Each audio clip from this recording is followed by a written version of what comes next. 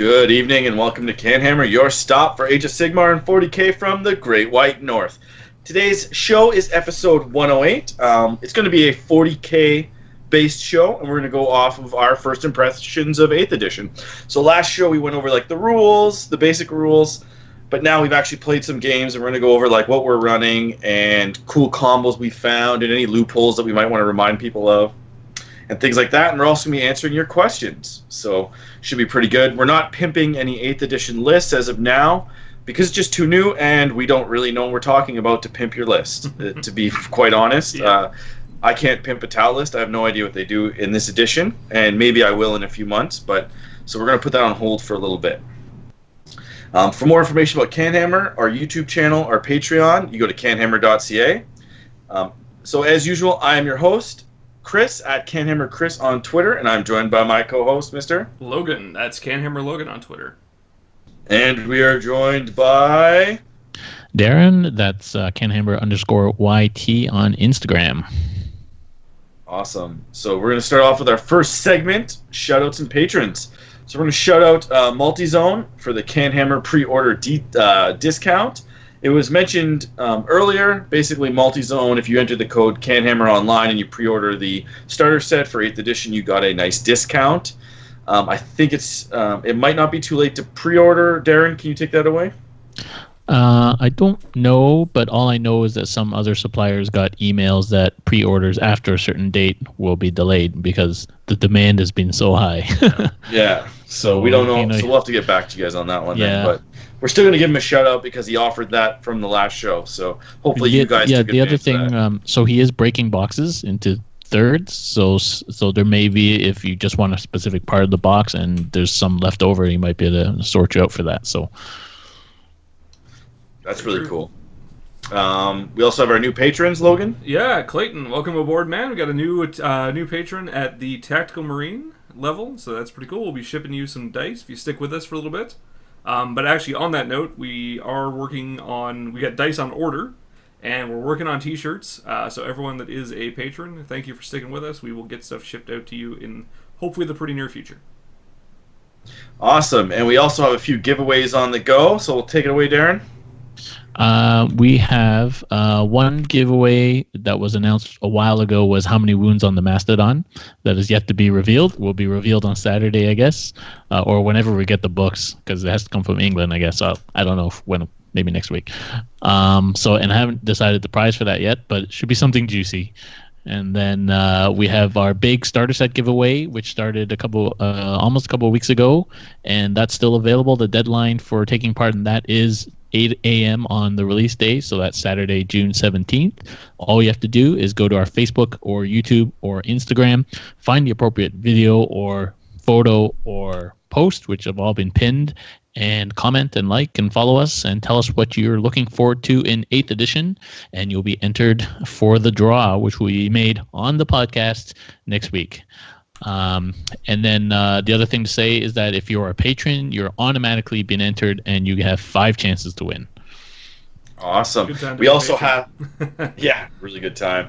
We also have another giveaway is thanks to Sequence Comics in Brockville, Ontario. We're giving away some White Dwarfs. So we have a May White Dwarf. I know it's a bit late. It took some time because of Jason to get to me. Damn Jason. He's going to be so mad. And then we also have a June one, which was because Darren still gets 2 White Dwarfs every month, so we can give.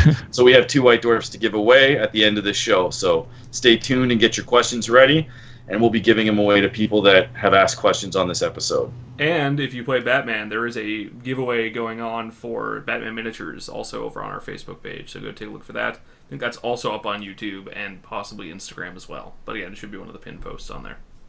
Yeah, we're sorry to spam you guys with all these giveaways, but for some reason it's just all coming at the same time. So it's like Christmas in June. Yeah, and it's all free stuff for you guys to win. It's all shipped to you for free, no cost to you, so it's all good. It's just you can win swag off of our sponsors. The next one is we're going to get on to our hobby. Logan, you been hobbying? I have done nothing except get my gaming table updated downstairs. So no useful hobby work for me yet. But there's going to be a lot starting next week.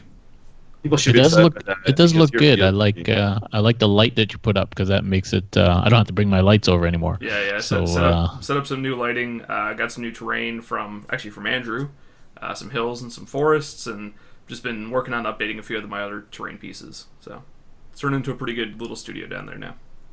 yep. Darren, you been doing any hobby? I've been making a lot of videos. So I've had kind of little bits of time here and there just to do a few bits and bobs. Mostly just kind of updating my 7th armies to make them like WYSIWYG for 8th. So I need to find some missile launchers. Get rid of some grav cannons. I don't need like 15 grav cannons anymore. I rebased my Azrael. I'm painting Ulrich. I dismantled a knight for some reason. And switching a bunch of grav over to Melta. And got myself a Swarm Lord. Nice. I need to find a Trigon, and then my Tyranid list is complete as well. So yeah, just little hobby bits here and there. But and so I haven't been releasing any work in progress videos for the last couple of weeks. But starting Monday, they'll be back, and the Monday video will feature me putting together Primaris Marines and Plague Marines. Sick. So I've been working on it quite a bit, actually, since the news of 8th edition. I decided to play Astra Militarum. So if you've been following me on Twitter, you've been noticing that. I'm running a lot of artillery in my list. And so my Basilisks, they're the older ones. Some of them need to be finished, but the railings on the back are really spindly. So I actually removed all the railings, and I've been making out of, like, it's like that, what's that white, like, Crayola kids foam? I actually made sandbags. So I've been doing, cool. sandbag rings on the back of the Basilisks. So that, and then there's just the guys are just sitting on the back. So some of them have more or less sandbags depending on how I felt. Like one of them has like a whole ring, and then the rest just have kind of little corner pieces. I think it adds a little element to the army. Yeah, it looks good. And I've been, oh sorry. Yeah, it looks good. I was saying. Oh, thanks. And then as Darren said, right, the weapon profile's changed. So you have to change all your modeling to match that. So I've been digging out tons of plasma gunners and melted gunners for my Astra Militarum because you need like something like 15 plasma and like 15 melta if you want to go crazy. So doing that, and then I'm also been building Stormcast Eternals because I have a tournament on Saturday and I have to supply 2 armies, one for me, one for Jason. So he chipped in for part of it, I think, or he at least picked them up for me, and then I'm just basically doing a dip coat so that they don't look like garbage, but they're not going to be done. But I got to do 4,000 points for Saturday, so and I already have like almost 3,000 done, so it's not a big deal. But so I was thinking what might work well as sandbags. Do you remember those? I don't even know if they have them anymore. Those chiclets. They're too perfect. You're correct, but too they're perfect. about the size, but they're too perfect. And if you look at sandbags, you need them to kind of droop. Yeah. Like on the edges. One thing too that I always do is when you do the corner pieces, is the first one you do like an L shape, and then the second one you kind of put on an angle over top, so it looks like it's kind of drooping. It seems to do all right, but the issue is too is you have to use your finger, so you have to roughen them up a lot. And there's a couple ways you can do it. Is you can use like your thumb if you have like a bigger print, you can kind of make it add some texture, but then you just have to really do a light dry brush to bring out that. Or you can take something like burlap or like fabric and press it into the clay, and then you get a little bit of detail, but it's very tedious. So sounds tedious.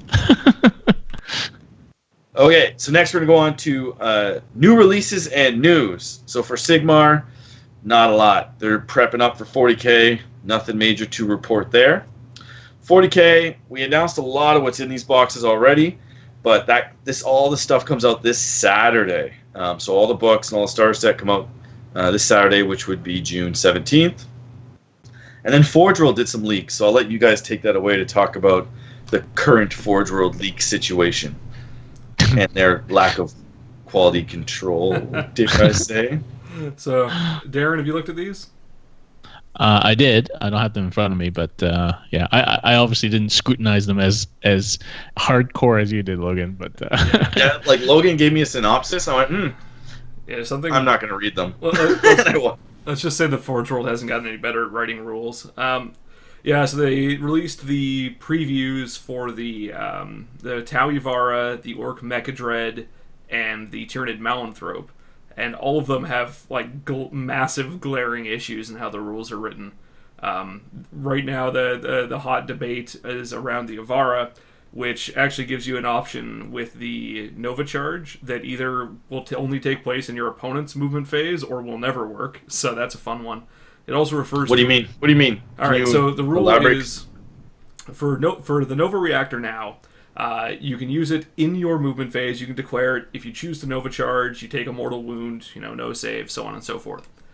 The contentious rule is the escape thrust, which is what in 7th edition and the older rules, it's what you use to pop back into reserves. Now, since reserves is not a thing, sort of, the rule is basically you take it off and then put it on at the start of your next movement phase. So where this is bizarre is that it says at the start of the movement phase, the Avara is taken off the table, except you're already past the start of the movement phase when you use this. It also does not say your movement phase, it says the movement phase, which is why it would then possibly take place in your opponent's movement phase. So it comes off, your opponent can't shoot at it, and then it very specifically says at the start of your next movement phase, you then place the Avara on the table, more than 9 inches away. However, because it's not coming in from Manta Hold or whatever the Deep Strike, Teleportarium, whatever equivalent is, you are placing the model, you are not deep striking it, bringing it in from reserves, whatever. There's nothing preventing it from moving. So you can actually have this thing using its flamer every turn it's coming in. So you can Nova Charge, take it off the table, bring it in, Nova Charge it, move it, and then shoot. Which is potentially what was intended, but considering how poorly the rules are written for that and the other ones, it looks like it's been completely unintentional. I suspect it's going to be the same as it used to be, which is immediately take it off the table, because otherwise there's no reason not. Like, you're taking a mortal wound, sure, but you still get to move and shoot twice with it, so it's still super good. But there's other strange stuff, like it refers to itself as an enemy vehicle in one of its rules, which is clearly a typo. I don't understand why don't we just get the same people to write the rules so it's all consistent. Like it's just why is it so fucked up? Like can't they just get the same people to write the rules? Like or at least give some semblance of editing to them. Because there's other strange stuff as well. Like the Orc Mechadread is probably the least weird of these. The problems with the Orc Mechadread are, one, the model comes with a weapon it can't take anymore, which is really strange. But also the datasheet has another weapon on it that the model doesn't actually have and can't take. So you just have this random entry on it. And then the Malanthrope. The Malanthrope's a little bit of a weird one. So the rules all work, but it's similar to the Venomthrope. The Venomthrope basically says any unit that's within 3 inches, you have -1 to hit when you're shooting at it, right? The Malanthrope says almost verbatim the same thing, except it says models within 3 inches. So unless you have single model units, the rule never actually works, which is really I get bizarre. what you mean, yeah.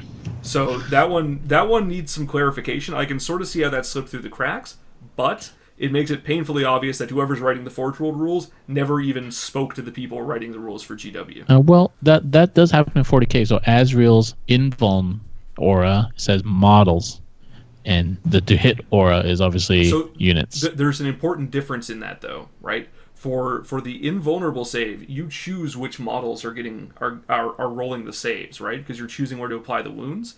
When shooting is declared, it's done at the unit. So -1 to hit on the individual model in it is completely irrelevant because you need the -1 to hit the unit, which is the actual target. It's really messy. So hopefully we that's just going to played get fixed. a game where that made a big difference. We played it unit, not model, but oh well. All I know is that flamer is still nasty. Which one? The freaking Avara flamer thing. Oh yeah, it's freaking nasty. The thing is amazing. Like, assuming the escape thrust is fixed to be the way it presumably should be, which is totally fine.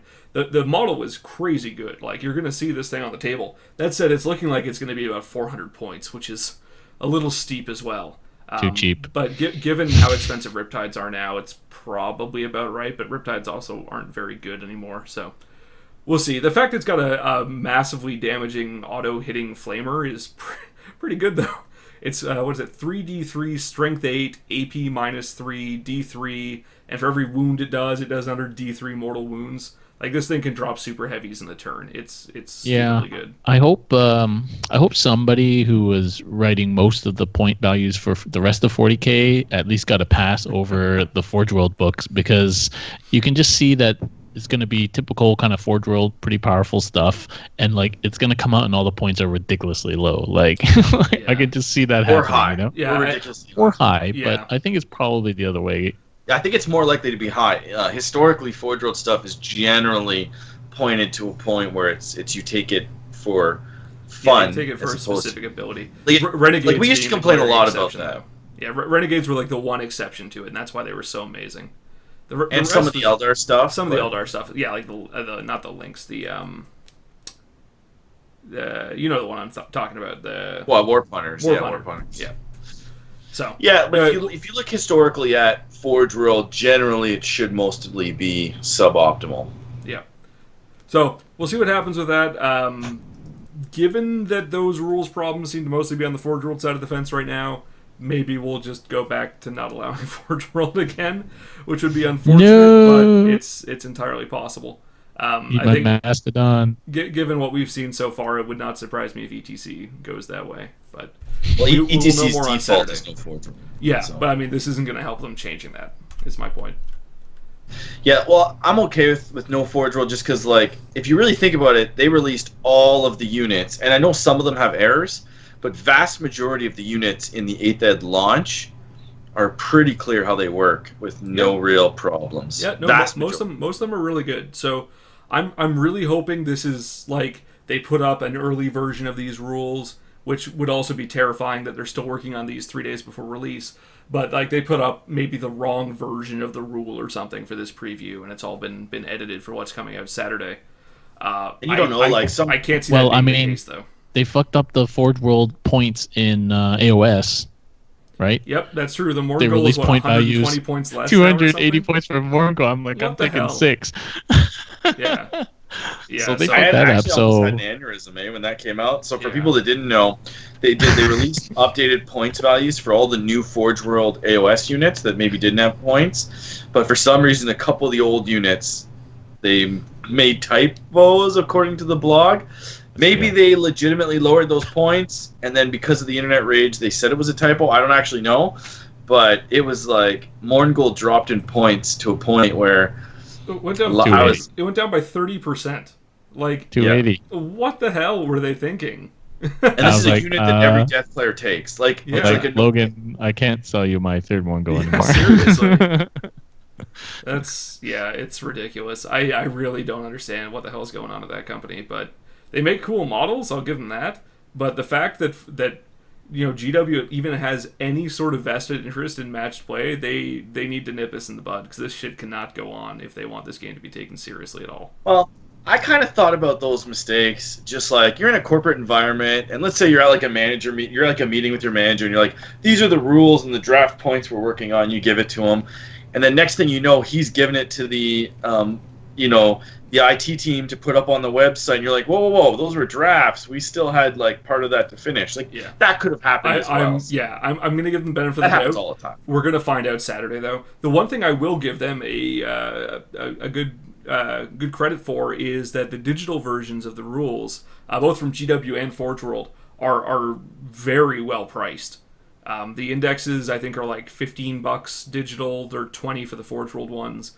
So I'm actually going to be picking them up, which is good. They're well priced for what they are. That said, I mean, I got the actual soft covers for the GW ones, but the pricing is good on digital, so good job on them. I'm a little bit disappointed because they leaked the table of contents for the Imperium one, and unfortunately, it doesn't look like the Custodes Dreadnoughts are getting 40k rules at this time. So my two dreads. No, they were never in 40k. Yeah, they're they had the right? Contemptor. They had the basic Contemptor. They didn't have the Aculus and the Galatus, like the cool ones. Right. Yeah. So. But you kind of bought those assuming that there was going to be a Custodes book, and that because I remember you being like, "I'm going to play Custodes." That's right, and I will. Still going to do that? It will come. It will come. I mean, there should be, right? I mean, the Custodes are still there in 40k, and they have a full army in 30k. So why would they not do this? I think it's just a matter of time. I think they're GW's in overload mode right now, trying to pump this stuff up. So we'll see. Okay, so the next thing is we're going to talk about our event spotlights.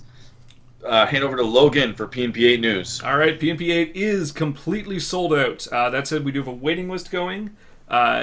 given that we require people to prepay to get on the list for the main list, not the wait list, there's a very good chance that you're going to hear from me on Friday night before the tournament saying, hey, we've got space, are you interested? So if you're on the wait list and you can do last minute, there's a good chance you may get in, because usually people will not be able to. That said, everyone who is on the main list has prepaid, so hopefully everyone's going to show up. But we can figure that out if we need to. But yeah, that's going to be July 15th at Multizone in Gatineau. 2,000 points, 3 rounds, matched play, Battle-Forged armies, and we're using 3 of the rulebook missions. And you can find out more info about that and our players pack at canhammer.ca. Yeah, and then so I'm just going to plug this event. June 17th, Age of Sigmar singles in Brockville at Sequence Comics. We didn't get nearly as many registrations as we want. We have 12 spots. I think we're at 7 or 8. So we're not like, it's a small store event, and it's a lot further away from all the big cities. But if you're still interested in an Age of Sigmar ITC ranked event, definitely come this Saturday, and you have to sign up for your Sequence hobbies. So, and you put it right on 40K release day. That's the thing. It's on the 40K release day. It was, I didn't know it was coming out the 17th, to be honest, and I didn't realize that we'd have all the rules, so we'd be able to play on the 17th. So It is what it is. Now we're going to get on to our main segment, and as I said earlier, we talked about the rules, so we're not going to go over core rules, but unless there's like stuff that we've kind of discovered that we think is kind of interesting. So I'm going to break this into several parts. The first part is more specifically what army we're playing, what units we're taking, what those units do, maybe some alternate choices. So we can start with you, Logan. What are you playing in 8th edition right now? So I'm hoping to go balls deep into Death Guard, which I should use better phrasing there. That could be pretty gross. Anyway, get some STDs. Yeah, UTI. Death Guard is what I'm hoping to be doing here. So played 2 games so far. One of the 1,000. Why? Sorry, why? So my first army in 40K, when I came back to it, was Nurgle Marines. And when I used to play, long time ago, like early 2000s, I played Chaos Marines, played Khorne back then, though, which is also looking good, by the way. I also played Nids. Nids were my first 40K army, but that's a different story. But yeah, and I'm hoping to get my Chaos Space Marines back. I've got like 4,000 or 5,000 points of like 7th edition, so 6,000 or 7,000 points of 8th edition stuff, just sitting on a shelf. I love the models, so I'm hoping to make use of it, and I think the new models look pretty cool, and some of them are very strong. So, worst case, if it's not amazing for tournament play, I'll figure something else out. But it's an army I've been hoping to get spruce back up to at least get on the channel for battle reports and for some more casual games. If it ends up being really good in 8th edition, that's just even better for me. So you're not going to play Tau anymore? I might. Like it remains to be seen. What I take to tournaments is not going to be the same as necessarily what I run in battle reports. Obviously, whatever I do play competitively will show up in battle reports from time to time. So expect to see both of those.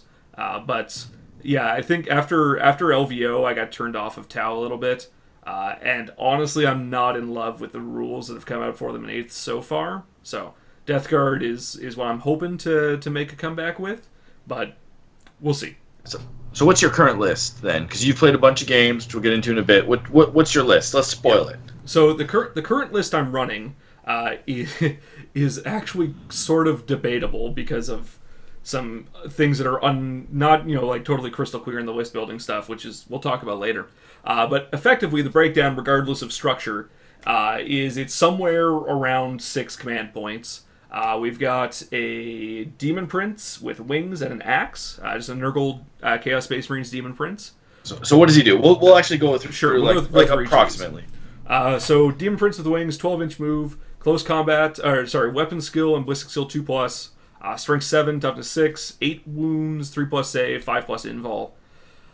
The keywords like Nurgle, whatever, don't really do anything except for the Khorne one, which gives an extra attack. But otherwise, just lets him be buffed by the. I actually don't know if it makes any difference at all.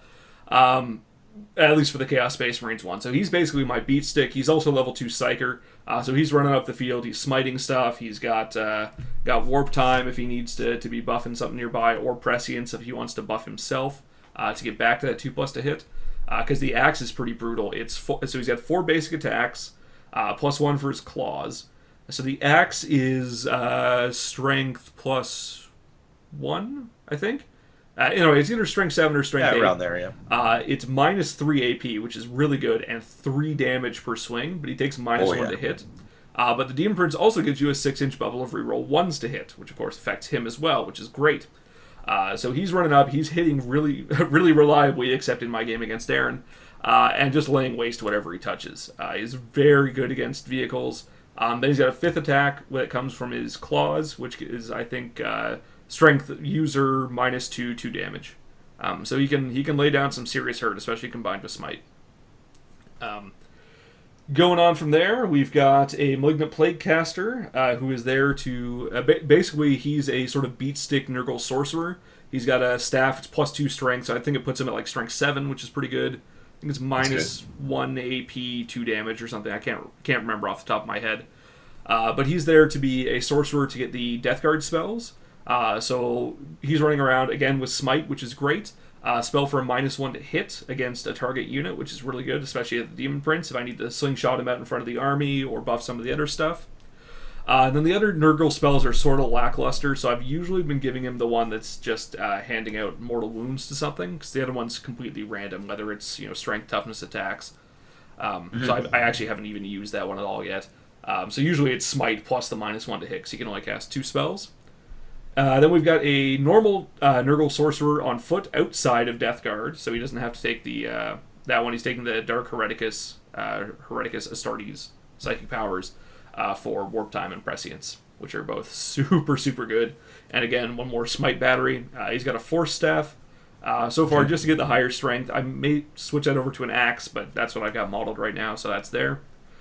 Then we've got, for elites, is a Noxious Blightbringer. So he's the guy that gives everyone in 7 inches an extra d6 on their run, and you pick the highest of those 2 dice. Then he's got a plasma pistol and like a sword or something. But the extra, basically having Crusader, like the old 7th edition Crusader rule for run, is amazingly good. Because a lot of the stuff, Plague Marines, for example, are pretty slow. They only move 5 inches. Especially if you take anything in Terminator armor, it's only 4 inches. So being able to get that sort of reliable extra 5 inches of movement is really nice. So it makes things moving up really fast, especially turn 1. You can really slingshot stuff up if you need to, because it affects vehicles as well, right? Because they're just advancing like anything else, which is pretty nice, especially for things like Helldrakes. Start them there. They're assault weapons. They auto hit. You've got an extra, 2d6 pick the highest on your move, so up to 36-inch move, which is pretty great. I'm very envious of your heavy flamers that are assault and not heavy. They're stupidly good. They're really good. They're what gives me hope here. So for troops, I've got 3 units of Plague Marines, just units of 5. Champion's got Combi Plasma, and the 2 special weapons are both Blight Launchers, and Blight Launchers are vicious. They are so good. They're assault weapons, so you can run and shoot. They are... 2 shots, 24 inches, strength 6, AP minus 2, D3 wounds, rerolling 1s to wound. They eat through multi-wound infantry. They can eat through vehicles pretty quickly as well with the D3 wounds. They seem to be doing pretty well so far, and Plague Marines are tough as nails. With the 3+ save and disgustingly resilient, they're doing pretty well. They're all 3 in just naked rhinos. Matos Havoc launchers on there, we'll see. Then we've got 2 Helldrakes. With Bale Flamers, of course. Helldrakes are unbelievably good in this edition. And 2 of the, what are they called? Blight Drones, the new ones from the starter set. I've just been proxying those from Plague Drones.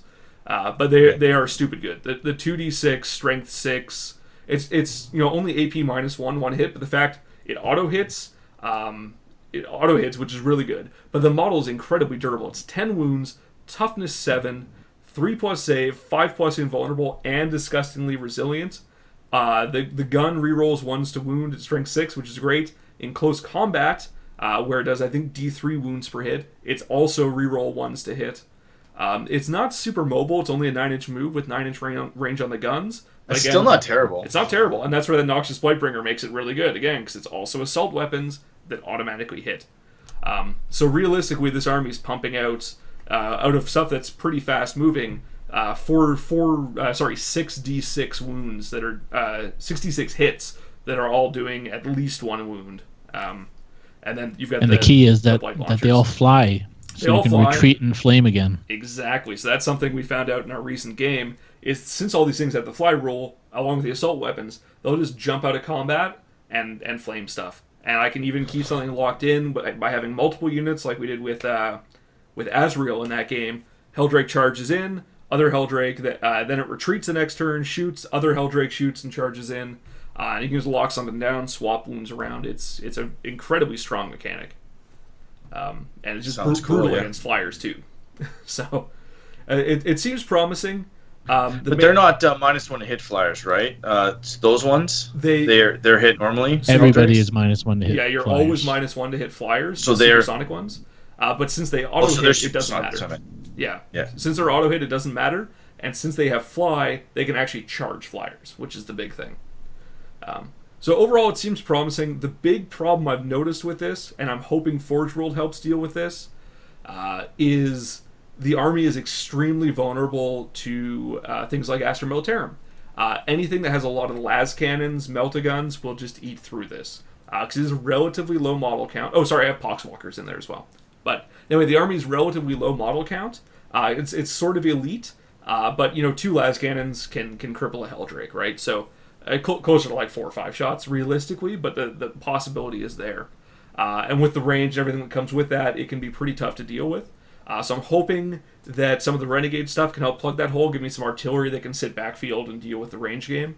Or possibly just add some more Poxwalkers to it to give me some more tar pit style stuff. So there's a lot of possibilities there. Main thing I'm finding, which I think is the same for everybody right now, is that the points costs are pretty high compared to what they were in 7th. And don't get me wrong, I love the smaller game, but it is making it pretty hard to fit a fair number of toys in the lists. Cool. So you have there's a bright future, is what you're saying, for Death Guard, which I know a few months ago was something that nobody was going to say. Yeah, nobody was going to touch it. I think it remains to be seen. I mean, I've only played 2 games. On paper, it seems hard to make a strong list for this. But so far, things like Helldrakes have been super durable and have been the MVPs. So I own 2, so I'm hoping it stays that way.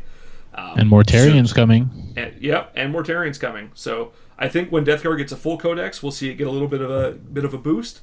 But really, my concerns against it are Astra Militarum.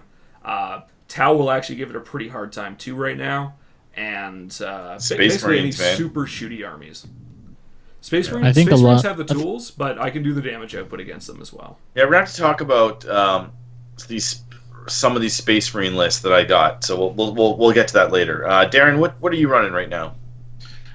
So I'm really working on 2 main things. One is trying to relive my Lion's Blade glory days. So lots of troops and lots of transport style Dark Angels list. Well, basically like Space Marines, basically. And then the other is to relive my Ravenwing glory days. So heavy bike spam Ravenwing list. And then I have some Space Wolves list, and I'm working on my Tyranid list. But really, I'm predominantly trying to figure out what's good for my Dark Angels on both fronts, Greenwing and Ravenwing. And so those are the 2 kind of lists I'm working on right now. So do you want to take a quick run through one of them, or?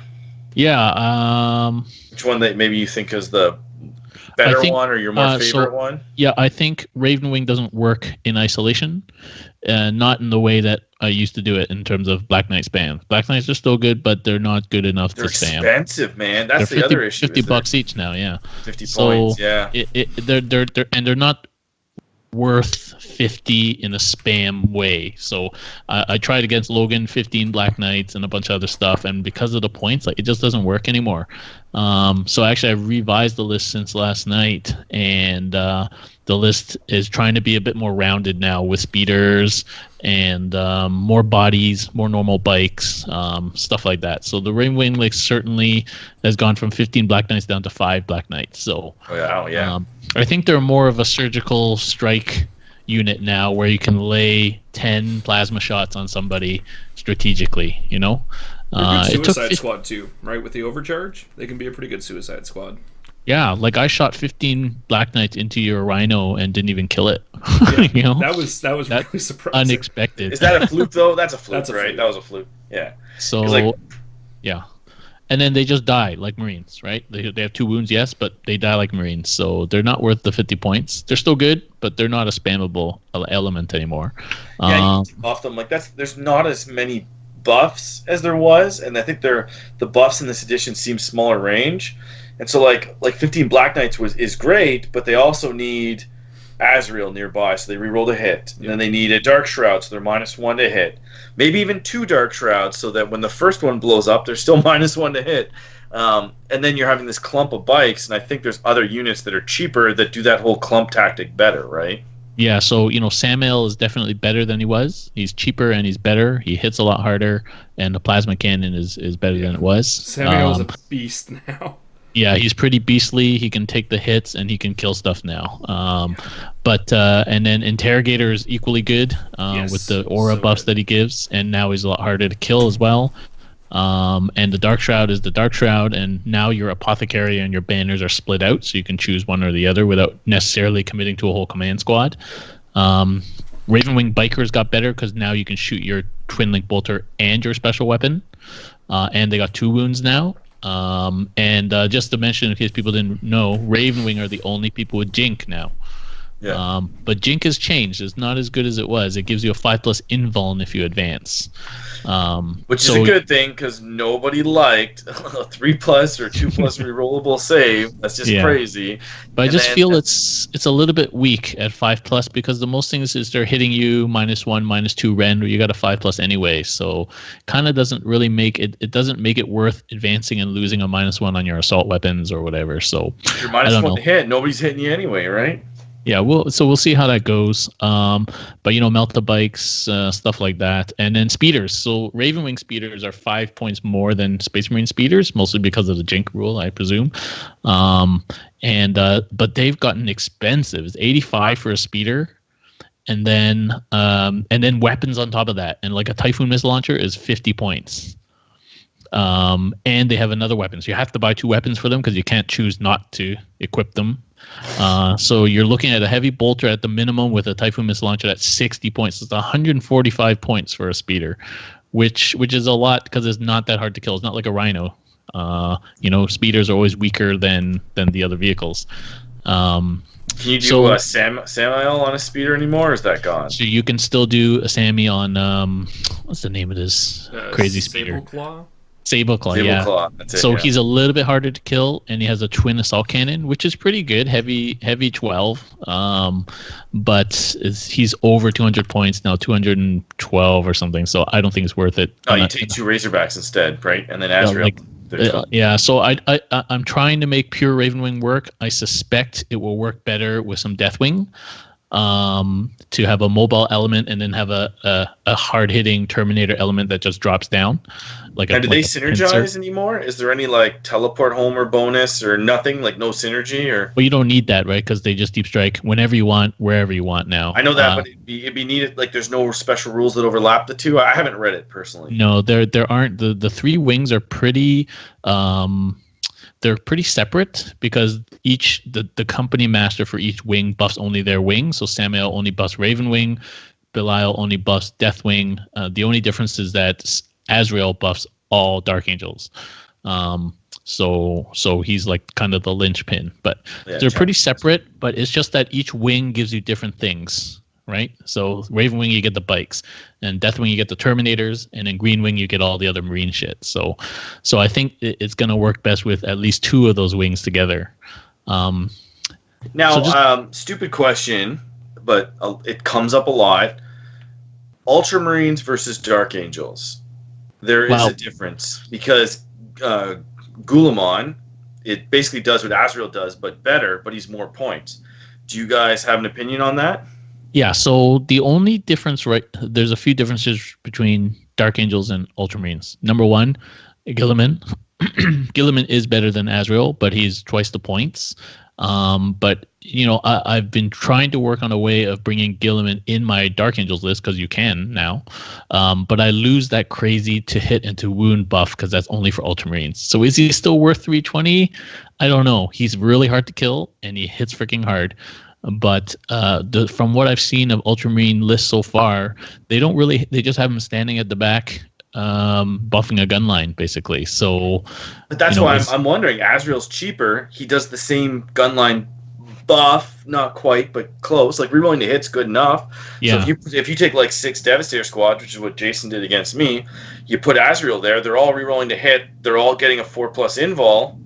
Yeah. Is that worth is that 130 points to do that better than Girly Man sitting back there doing the same thing? Neither of them can be targeted because they're not the closest model. So yeah, I don't think running Billiman is actually worth it outside of Ultramarines.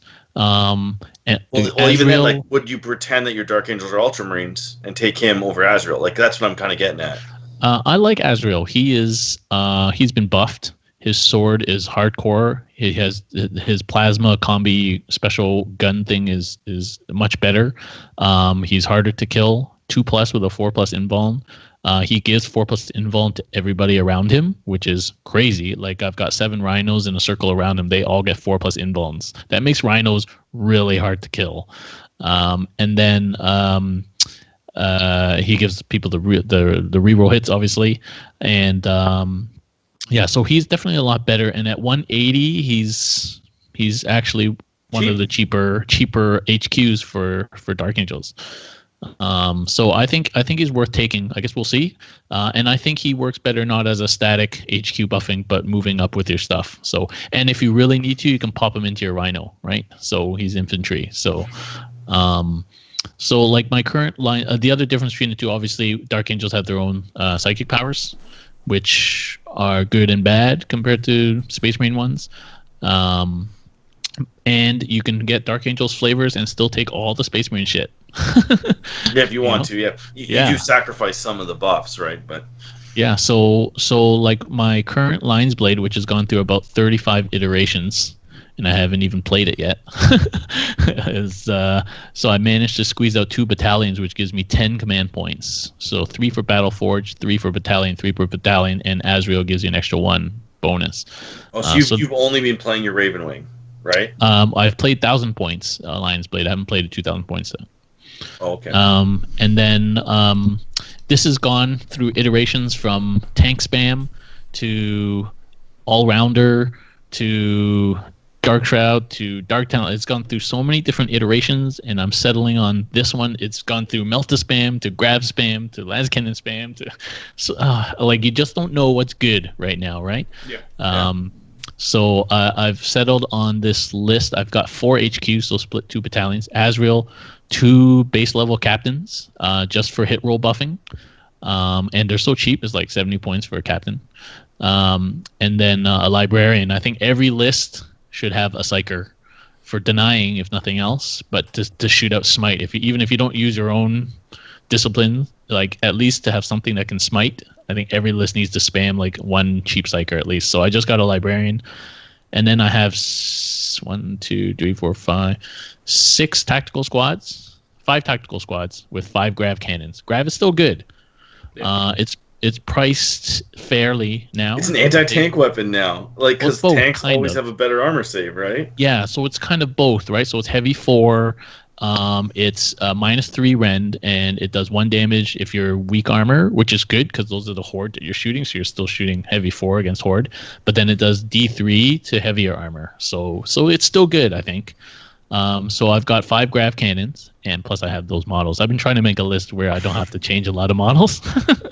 Yeah, and like I don't like proxying personally, so I know what you mean. Is that sometimes you got to just take a little hit on the chin to have a. So then my real question has been Razorbacks or Rhinos. Heavy weapons on the Razorbacks or just cheap Rhinos. Oh my god! Only like an 8-point difference without the weapon. And the twin assault cannons on a Razorback are heavy like 12. Mind blowing. Yeah, there's already a post. 12. That's like, so they're from the ETC perspective, a lot of the European teams, they want to limit data slates once per team. So like if Darren takes a Razorback, there's no more Razorbacks in the team, because literally now you could do like Razorback spam amongst three or 4 players. Yeah, but you can do that before as well. Like that's but now it's different.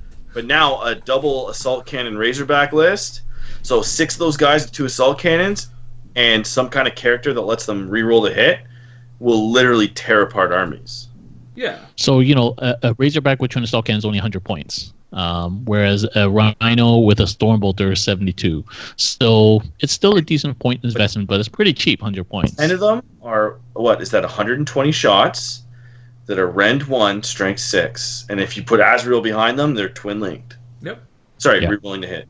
So the only thing is, so I find that I don't know this for sure. So I went through an iteration where all my Razorbacks had twin assault cannons, but then I'm seeing rhinos or transports in general as what Logan did to me yesterday, going up there, taking the overwatch, tying down units, and then the next turn retreating so you can light those people up with your Marines. So I'm seeing rhinos really in that kind of job, in which case it doesn't make sense to spend a lot of points putting weapons on them, because they're going to be tied up in combat or they're going to have fallen back. And then maybe they get to shoot twice in a game, or you run your tanks sitting at the back and just shooting at people. But then you might as well just take dreadnoughts or devastator squads, right? Like, you don't need to take tanks for that, except that tanks are harder to kill.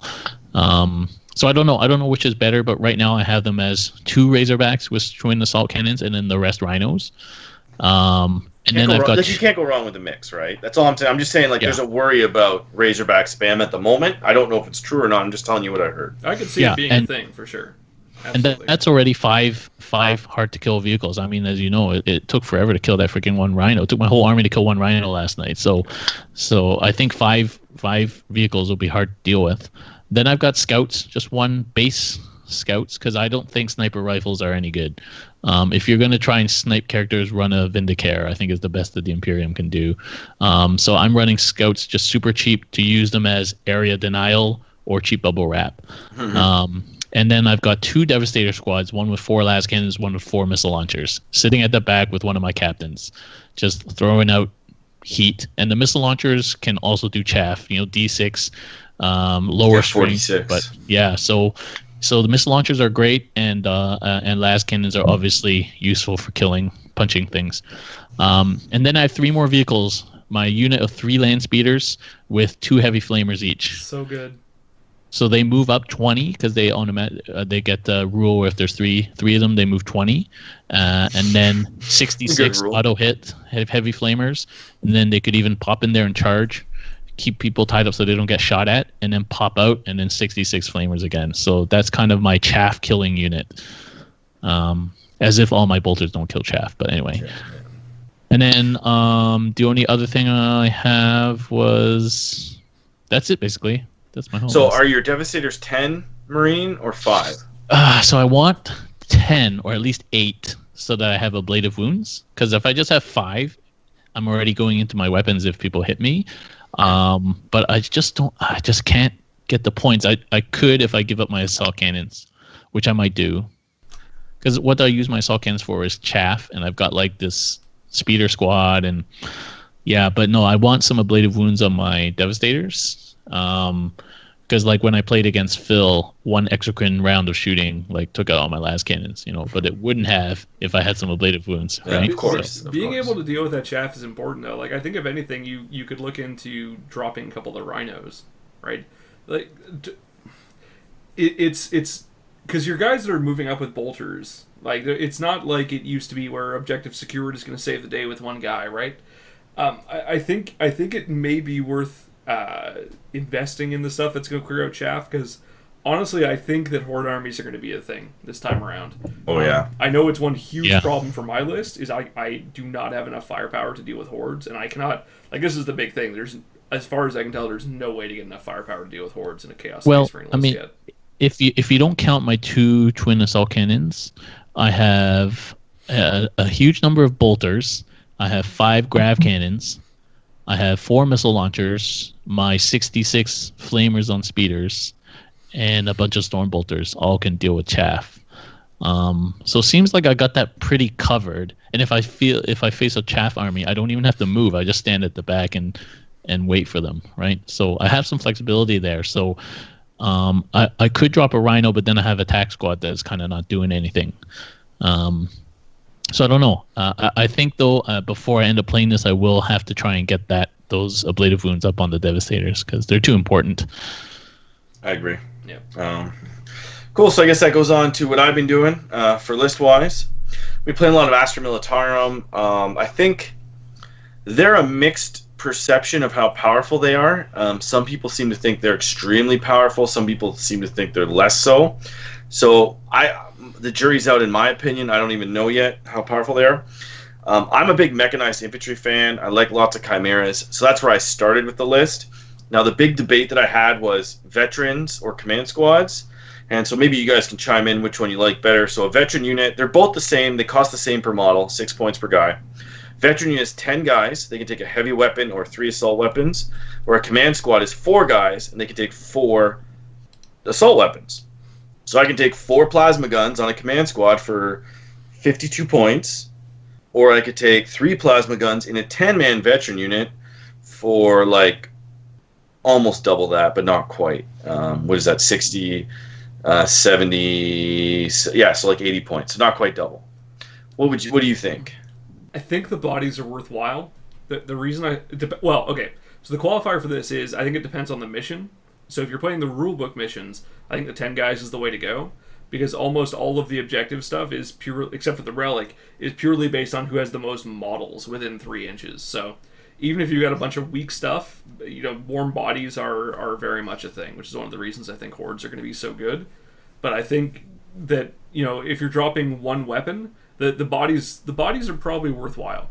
And doubling the points almost. And doubling the points, yes. But I suppose the other part of it is if you're just putting them in chimeras, you can just have 2 of the command squads in the chimera, right? Or 3. I can do 12 models. I can literally put 12 plasma guns that hit on a 3+, dump them out, and literally just nuke that one land raider. That's actually a really good point. The command squad's probably the better choice. Yeah, I forgot you could put multiple units in a transport. Yeah, command squad for the win.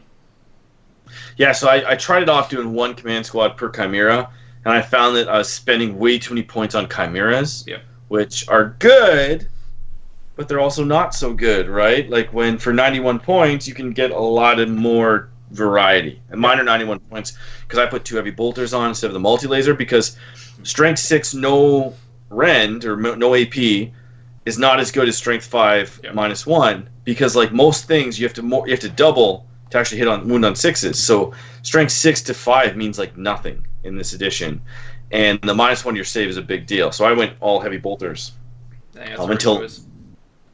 Yeah, and so I originally started off just doing like, I think it was 7 chimeras with veterans in them, and then 3 basilisks and a bunch of artillery, which I'll get into in a second. And then now I kind of want to go for a more well-rounded list. So I'm going to go through my well-rounded list. I start off with Commissar Yark. He's 130 points of kick-ass awesome. I get reroll 1s within 6 inches of them. Also, battle shock tests within 6 inches of them. I can only ever lose maximum 1 model. So if I have... Yeah. That's all commissars. And if I play orcs, I reroll all to hits within 6 inches of them.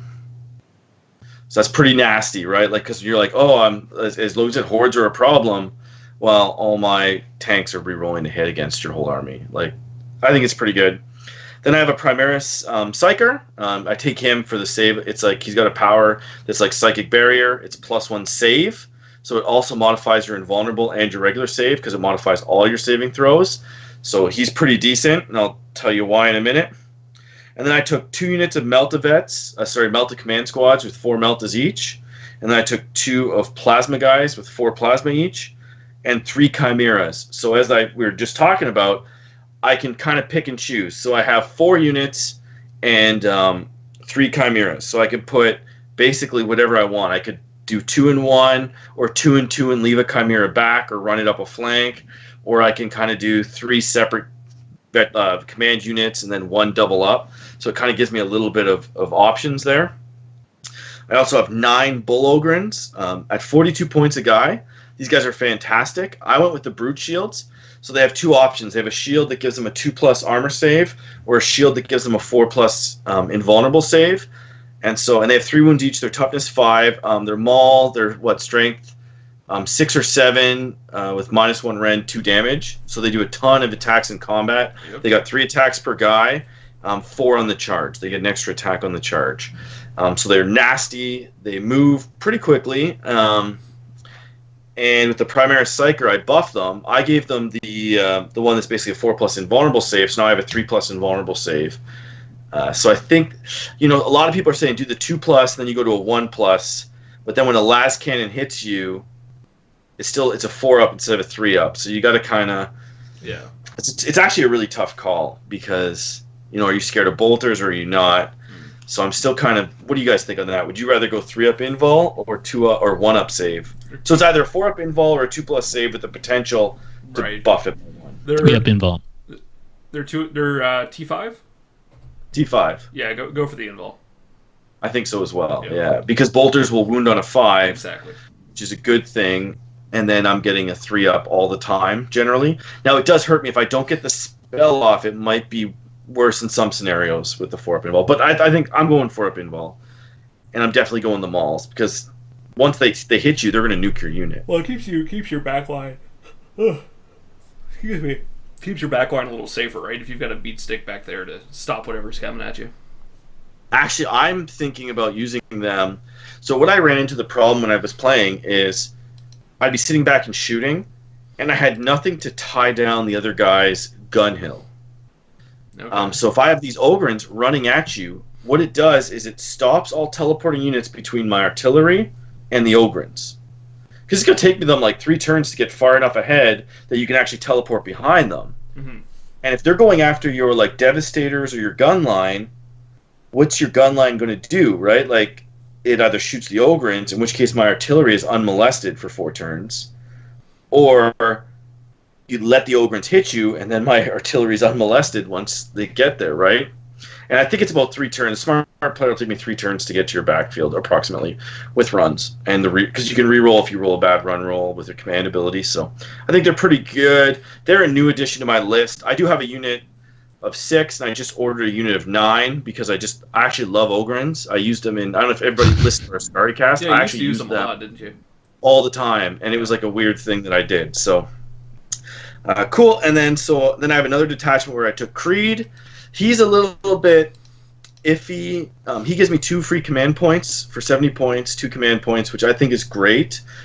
He also can order 3 units. So what I do is I run him up with my Chimeras and command squads. Then he orders 3 of them to reroll 1s to shoot. Usually I only have 2 plasma units now because I downgrade them. I took 2 Melta units, but I might make it 3 plasma units and 1 Melta. Anyway, he orders the plasma units so I can basically overcharge, just do the 8 shots, rerolling 1s to hit, hitting on 3s, strength 8, 2 damage, and you can kill a lot with those units.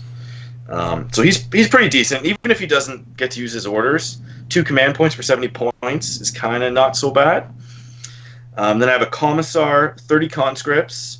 They're more for bubble wrap and objective taking. As Logan said, you need the bodies, right? Yeah. So why am I paying 6 points for bodies when I can pay 3 points, take a unit of 30? And then the Commissar behind them means they only take 1 casualty from battle shock. Yeah. And of course you can't shoot my Commissar if he's in the middle of that unit until the unit's dead, so it's irrelevant. I need to put a Vindicare on my list. That's why I take Yarrick as well. So I actually have redundancy in Commissars if I need it. And but the conscripts, like one thing I did find is that I need a way to bubble wrap my backfield objective to keep people off of it. So the Ogrins should be able to reach your objective, and if they fail, I need something to protect my own. And maybe bubble wrap the objective or bubble wrap some artillery. So that's why they're in there. I have a 3-man unit of basilisks. I put them all in 1 unit because that helps me with drops, because I generally want to go first. Generally. They have heavy bolters. I like the basilisk a lot. I know people like Leeming Russ. The only Leeming Russ I would ever take is Pask, because he hits on a 2+. The rest are, in my opinion, are not that great because they're only hitting on 4s. You can order them to reroll 1s, but then it's like D6 shots, hitting on 4s, you're doing nothing. It's too random. It's too random for my taste. Whereas the Basilisk, it's the same thing. It's strength 9, -2 to your save, D3 wounds. I roll 2d6 and pick the highest for shots. For 100 points, 108 points. To me, that's acceptable. At 240-inch range, it means I put them in the back corners. I can't really split them up. I put them in one back corner. But what they do is they kind of protect the whole back. So if we're playing like a hammer and anvil style, they have to go 6 inches apart, but they can literally stop you from teleporting in my backfield. And they're far enough away from your weapons, you generally can't shoot them. And they're just constantly shelling you all game. It's they're pretty good. They're more useful for board control than actually killing, but they do damage, and they're good against tanks and big monsters.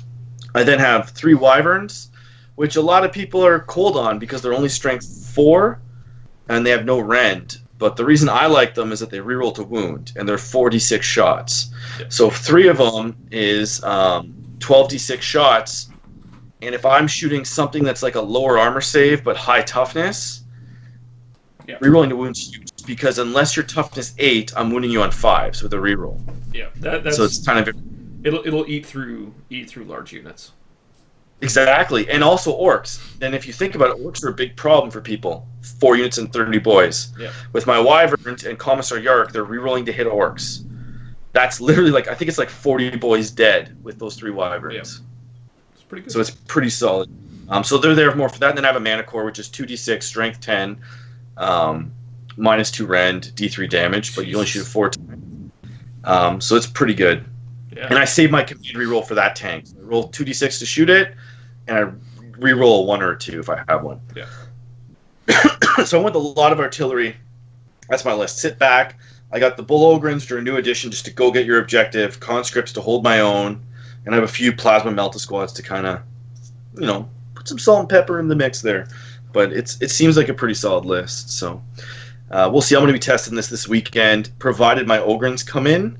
If not, I might have to just add more plasma beds. So that's that. So I guess we can move on. We're going to move on to some of the loopholes and problems with the game, right? So I'll let Logan take that away. Just maybe not problems, things that have come up in our games that we would like an FAQ or that we would like to warn people about. Yeah. Or maybe you have an answer. Maybe we're stupid and you have an answer to it, so please email us. Yeah. So I think actually part of the problem with a lot of these is that everyone seems to have a different answer for this so far, including some of the people who did testing for this, which is a little tricky. So, what do you mean? I've actually been talking to a lot of the guys who did the play testing for 8th edition. So like the Nova, TOs, Adepticon, and of course the Frontline Gaming guys. Because they've been very active in the community, actually answering questions, which is fantastic. But some of these, there's no clear answer on even for them, which is kind of weird. So one of the big, more contentious things that's come up right now is whether or not you can use your command points for pre-game rolls. The rules for match play seem to imply that you can, because it specifically calls out before the game begins as one of the times where you're not limited on reusing your command points for it. So right now, that means that you're able to reroll Cs, which is big. That's almost a no-brainer.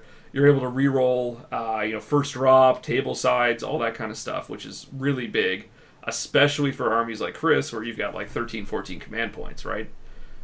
7. I only have 7. Only 7 that one. So yeah, I remember you'd done some lists that had that, but in any case, I did. But then I had to take troop choices, and they're not so good. Yeah, true enough.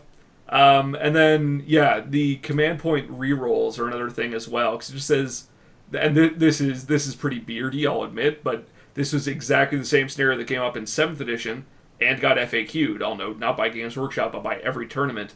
Is can you use a command point to reroll your opponent's dice? Because it says reroll any single dice of your choice. It doesn't have to say one of your dice. So, who knows? Maybe, for example, ETC and ITC FAQs explicitly called out that you could not use Fate Weaver's reroll for your opponent's dice in 7th edition. But in Age of Sigmar, you can. Yes. So I think... but I believe there's also some other really crazy stuff you can do with these rerolls, like reroll end of game. Like it's kind of ridiculous what you can do with command. But is that crazy, or does that take some of the luck elements out of the game? Is it like, well, I want it to go on a turn, so I'm going to gamble that's going to go on a turn. I'm going to save one of my command points that I paid points or a structure for. And I'm going to use this to try and keep it so that I don't lose on one die roll. I think the problem is, though, that it overinflates the value of these command points. Because if you think about it, you let your opponent roll for the end of the game, right? And then if it's not the favorable outcome for them, you can force them to re-roll it as well. It's not just if you roll it and don't get what you want. It's you can actually force the game to go the other way as well. Which I think is too much power. Like, this is one of the huge gripes we had with the rulebook missions in 7th edition, was the one roll to rule them all, the deploy first, go first roll, right? I don't see this as being very different at all from that. And in fact, you can even use this to do exactly that. To take deploy the first and choice of first. And choice of first, yes. Yeah. I think the other problem is that currently there's not a lot to spend your CP on. Maybe when all the codexes come out and you really have important buffs that your army needs to spend CP on, then maybe people trying to reroll weird shit will fall. From your perspective, I understand that because you have Azrael who gives you a bubble reroll. When you're talking a mana core that does 2d6 strength 10 shots, that reroll is like clutch because it's like it literally significantly increases the amount of shots that my mana core has. Yeah. So if you think about 5 turns, I could shoot my mana core 4 times, and I only have 1. If I had 2 of them, it wouldn't matter because you only use it once per phase. But that's 4 of my command points almost gone unless I roll hot. I do think that's an edge case, though. There are not a huge number of other rules I've seen where a single die roll will make that huge of a difference. Meltaguns. Obviously, there are some exceptions, right? Last cannons. But it's never the rule for it. It's things you can make up for in quantity. Las cannons being a great example of it. You're not going to have one las cannon in your list. You're going to have 6 or 8 probably. But when you get that las cannon shot through the armor and you roll a 1 for the amount of wounds, you spend that command point to reroll. Yeah, you will. But that's a once a game thing. That's not once every 4 turns, right? Well, it's once every 6. That's what I'm saying. Once every 6 turns. Yeah. But I think my point stands. I think we're all thinking about all the weird shit we can do with our 1 CP because we got nothing else to spend it on. Yeah, I do think it's not weird. Jason and I spent our CPs. Oh, we spent all of ours in the game as well, but it was on single die rolls. Once I remembered. Yeah, it was always on single die rolls. The other 2 are really bad. The blob one to auto pass morale is really good for orcs and nothing else, as far as I can tell. Conscripts, if you snipe my commissar, and I'm actually been playing with maybe not running a commissar. Yeah, and then but that's damn near impossible to do, right? with the lookout sir and everything. The fact that you can only target him with snipers and you still get a lookout sir from it, it's nearly impossible to snipe characters. But I might be able to drop him for 30 points, take something else, and then just rely on 2 command points to make them pass. Right, you'd have to have a hell of a lot of command points to make that worthwhile, though, is what I'm saying. 7.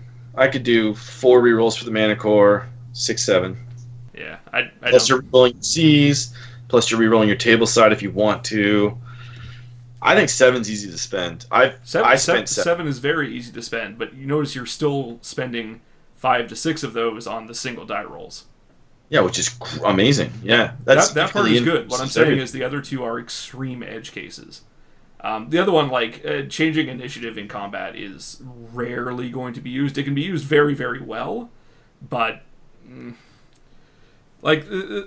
there's some stuff where it's a little lackluster. You'll use it against Khorne Berserkers for sure, and for Karn, because you want to jump in before that unit gets to fight a second time, since they are still a charging unit. But other than that, I don't see a huge number of scenarios. You can make up for a lot of that with your actual unit positioning to prevent those scenarios from happening. That said, I am really, really interested in seeing what comes out for the individual codexes for the stratagems. Because right now, I think this is great. It's super generic. It's just the spells in Age of Sigmar, right? Everybody gets +1 to their armor save. Everyone gets magic missile or whatever the hell it is. These are good generic ones everyone can use at some point. It's just massively differing values.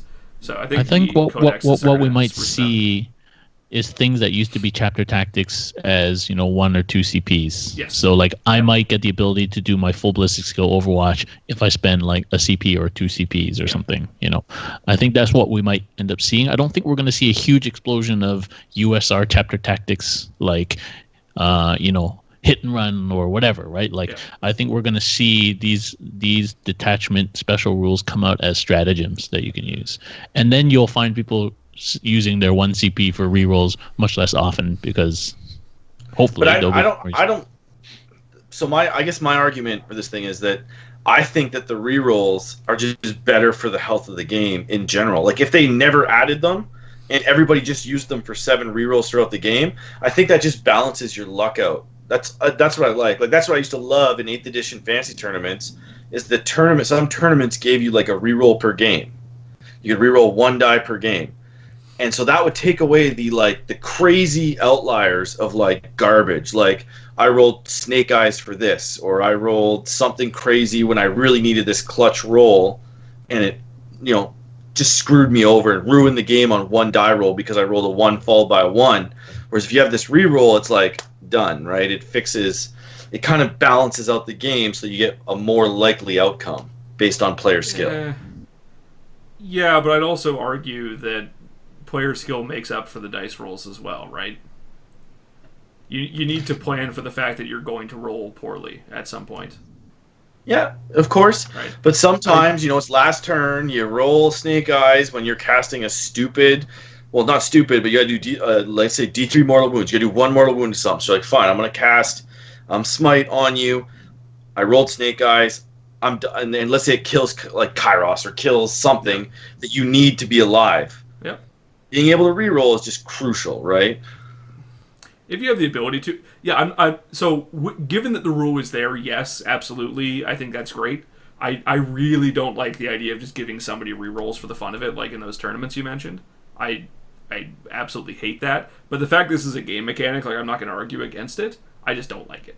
That's all I'm going to say. Well, it's just neat when somebody rolls like a dwarf lord rolls boxcars for his leadership check for stubborn, and you're like, you can just reroll one of those. Because that's not supposed to happen. That's also a combination of really shitty rules writing for how those things functioned as well, right? Like, yeah, and that's the thing. Yeah. Anyway, I just like the ability to be like sometimes it would suck when you're just like, I'm fucked if I roll a 1 here. Oh, I rolled a 1 here. I'm screwed. Yeah. Oh, you rolled a 6 to blow up my chimera that happens to be next to 2 other chimeras that have like 2 wounds left. I'm gonna make you re-roll that, right? I like it. I like it a lot. Anyway, okay, what's another? That's one of the things we're seeing. Then there's just a couple sort of clunky mechanics. I really don't like how the reroll rules work in terms of modifiers. I know this is the same thing as Age of Sigmar, and I know that the math works out for it. That's not my concern. It seems super weird to apply modifiers in some cases, but not others, and only on some rolls. And I don't know. I don't like it. And it even has different cases, right? Like a 1 is always a failure, except if you've got modifiers on it, except if you've got a reroll, except if it's get hot. So there's all these different things that apply for it. It takes away from the entire idea of streamlining, and it just creates a whole bunch of exceptions on something that used to be super trivial, which was reroll your die. Well, I think the gets hot one is the one that makes it ridiculous. If there was no gets hot, that's the thing. If there was no gets hot, I think modifiers after modifiers after rerolls is much better because it's clear, right? You're rolling it. I reroll 1s and 2s. Let's say I reroll those and I add my +1. It's done, right? And yeah. It's easy, but then it's the get hot that screws it up. Because even you said a 1's always a fail unless there's a modifier. That makes sense though. When you reroll and you're like, I get +1, I have no 1s, so they don't fail, right? Yeah, well they do though. This is where it gets stupid because you still take the modifiers on the gets hot, right? So if you roll a 1, if you have a -1 to hit, and now you roll a 1 or a 2, you're taking that wound from gets hot. There's no way around that. And you're dead. And you're dead. And in almost every case, that 1 or 2 is going to be a miss anyway. So yeah, you may get the reroll, but even on your reroll, that 1 or 2 is still killing you. You're dead, yeah. It's really punishing. And that part is fine. Like, as I said, the math all works out. I just don't like the fact there's all these exceptions around what was a pretty straightforward rule. Yeah. Well, I forgot to order a unit of plasma gunners, rolled 3 1s, killed fucking 3 guys, man. Yeah, it will happen. It will happen. Then there's a few other points of contention, just stuff that really, really has to get cleared up in the rules. The advanced cover rules are garbage. They are horribly written. The Ruins one is completely unclear as to how you can ever get a cover save. If your unit has to be in the Ruins, on the Ruins, entirely in it, just touching it, obscured, not obscured, makes no goddamn sense. Some of the other ones are pretty unclear as well. Some of them are just massively punishing, like the barricades versus obstacles, which is which. GW doesn't even sell half this stuff anymore, so how the hell do you know what this terrain is? So every table at every tournament now has to have a card saying, this is what this piece of terrain is, and God help you if you're running a store event. Or you just don't use it. You just use your entire model has to be within terrain. You get a +1 save. That's what I think it should be. So keep it simple. Why do they go advanced? Why do you bother? It's It's so clear. That's the core Your whole rules, model's in, vehicles don't get it. The difference is that works in Age of Sigmar, which is a game that was designed around not having this terrain and has no history of having a huge amount of terrain. Whereas 40k is probably the most terrain-dense game outside of Infinity, so everyone has these massive collections, and these things I think, need to significantly impact the way the game is played. But the problem is, like, the terrain rules in 7th edition, love them or hate them, were very clear on how they worked. They've taken them and made them into an unreadable mess for some of them in 8th. I'd be okay with just plus, like, even you're in a ruin, you just fit more guys in a ruin. Like, you can just literally fit more. They get +1, they're in a ruin. Yep, and that's fine. But how are you treating that for monsters? Right? They don't get it. They can't go in it, right? They can't go in it. They can go in it. Monsters can go in ruins, absolutely. They just can't walk through walls. You just have to be able to place them on the ground level. If they fit, they're there. So you can't just do they don't get cover. You can't just do a blanket, they're in there, they get cover. And you definitely can't do a blanket, they don't get cover from it, because the core rules even say if you're 50% obscured, you get cover. So you get a whole bunch of weird edge cases for stuff in either scenario for this, where you can get some problems. So I think that needs to get sorted out. It's a very simple rewrite for them. They just need to say, for ruins specifically, they need to say your entire unit must be entirely within the ruin to get the save. Done. For sure, it should say that. It's minor wordings. And then the other big thing that's a complete clusterfuck right now is how buffs work. There is nothing that states whether or not buffs stack for the same thing multiple times. If I've got 3 different things that are giving me +1, do I get that? If there's 3 different things giving me a -1, do I get all of those? Like Dark Shroud's is a good example. But apparently that's being FAQ'd on Saturday. And so one thing, too, is, like, we're going on these rant. The FAQ is supposed to come out this Saturday, right? Yeah. Theoretically. Yeah. I highly suspect there was a day 1 FAQ coming for this. That said, the fact that they had people playtesting this for the past 3 months and they still fucked all of this up is terrifying. Well, these were already printed. These were already printed 3 months ago. Yeah, which is a different problem. It means they were beta testing this after the finalized product was there, which is a big no-no. Basically, they were basically beta testing it for the FAQ. Yeah, which is a idiotic way to do it. But anyway, I know things take time to print, but they should have been doing this 6 months ago, not 3 months ago, for exactly this reason. Because now everyone that buys the starter set, if they don't download that FAQ that's there, because there's still no friggin' 40k app. They talked about it 5 months ago, and it's still not there. If you don't go on the website to find this FAQ, or you don't follow them on Facebook for it, like they did for the last round of it, you're just screwed. You've got a lot of rules that are going to cause problems on day 1, which is frustrating to me. I understand it. I know it's going to get fixed, but it really pisses me off. Yeah, it pisses you off. You're that kind of. You're like a computer guy. It has to be, binary in order, which is fine, and they should cater to you. It doesn't bother me so much. It's just I really do want an FAQ day 1. It doesn't bother me. I really want an FAQ. But so I know it doesn't bother you guys. Go and run 4 tournaments without having rules clarified, and tell me it doesn't bother you, because it fucking sucks. It sucks so bad. Because you have to answer the same question 50 times throughout the day at every single event.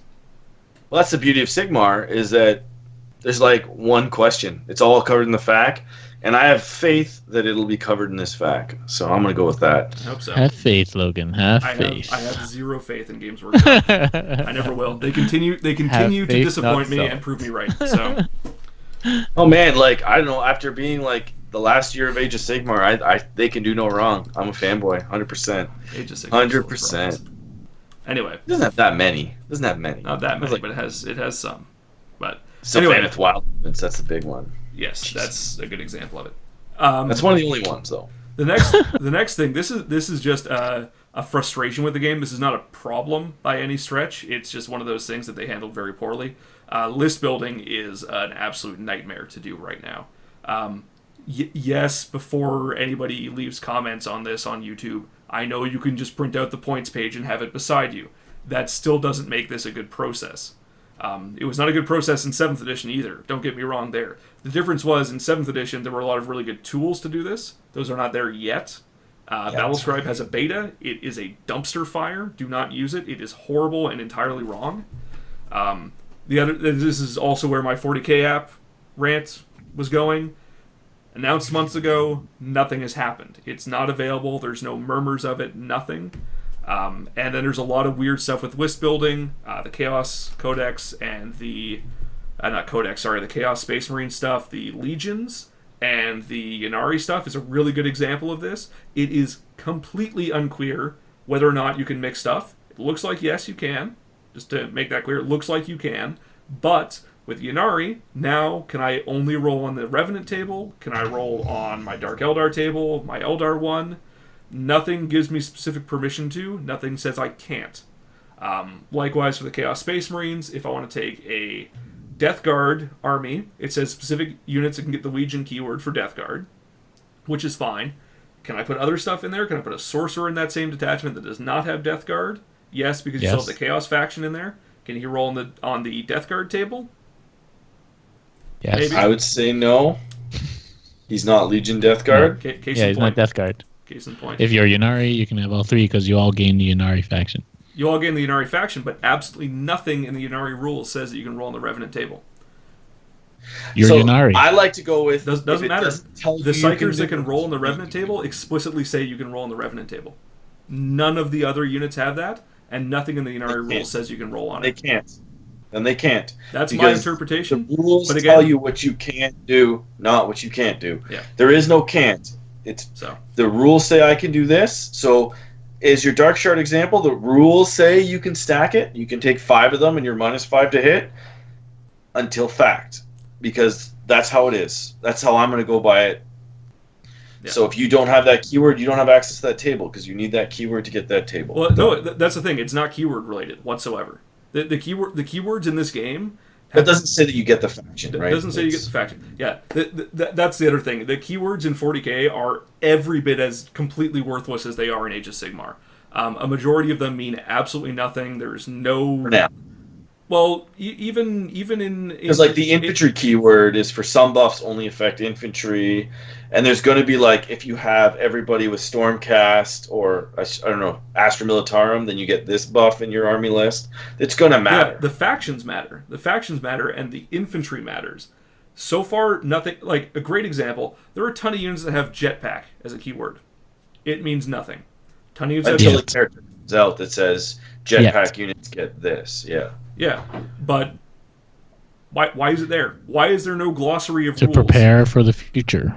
To prepare for the future. Why not just have rules for these? Like, this was one of the things Because that was they're trying to avoid that. unbelievably clear in every previous edition of this game was unit types.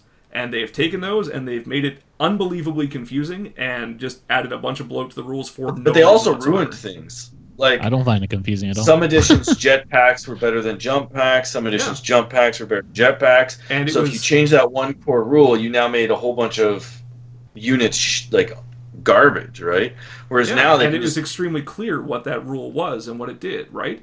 Like right now, I'm in Well, it's exactly clear the same that position I've been in for the past 6 months, which is I'm not buying a single goddamn model because the rules are not there yet, right? that makes sense. Every single thing that's in these index books is going to be gone in 6 months, which is the other problem with this, right? None of this is indicative of where the game's going to be. This is just another Ravening Hordes or a 3rd edition base rulebook, right? All of this is going to be gone, just like it has been for Age of Sigmar, right? It's really, really awkward. Because you can't build a list around this when you know that all of these are getting replaced.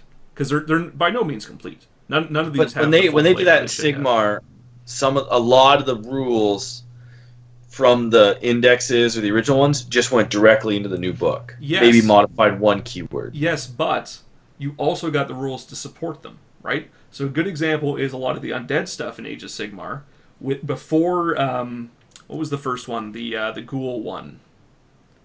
Yeah. The Aaron Quaid's army. Some court. I don't know. Flesh Eater Court. Flesh Eater Court. Ghouls, crypt horrors, all that stuff was an unmitigated disaster. Like, they were unplayably bad. And then they got a book that made them really, really good, right? And the units didn't change at all. They just got supporting rules for them that made them good. That's no different from things that Formations did in, like, 7th edition 40k. But the fact that there was that much of a swing, like, that went from here to here, and until everything else came out and made it crap again, but It was a they're not crap. not Pleasure crap, Courts but is still decent. it was a dramatic power boost with no change to the actual units.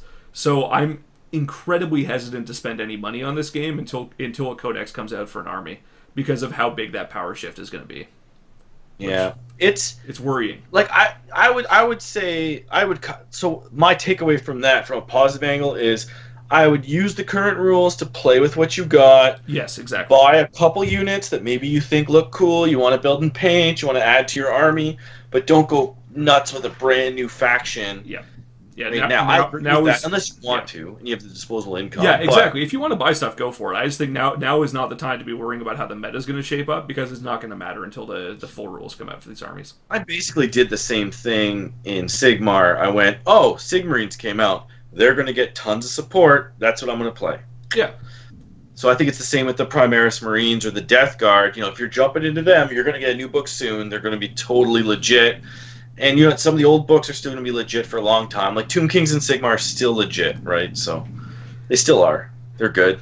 Yeah, which is hilarious. Yeah, so I'd like to encourage people who are perhaps not as embedded in the game, or new players that might be listening to this podcast, to take everything with a grain of salt, have your own views of things, and don't be discouraged. Well, there's no discouraging. Honestly, now's the best time to pick up a new army, and if you're not worried about it's coming from a competitive play, right? I couldn't disagree more, because I lived through this in 3rd edition as well, right? This is exactly the same thing that happened when the game went to 3rd edition, which was right when I was starting. Is I invested heavily based on the rules that were available, and then a codex came out for the army and made it unplayably bad.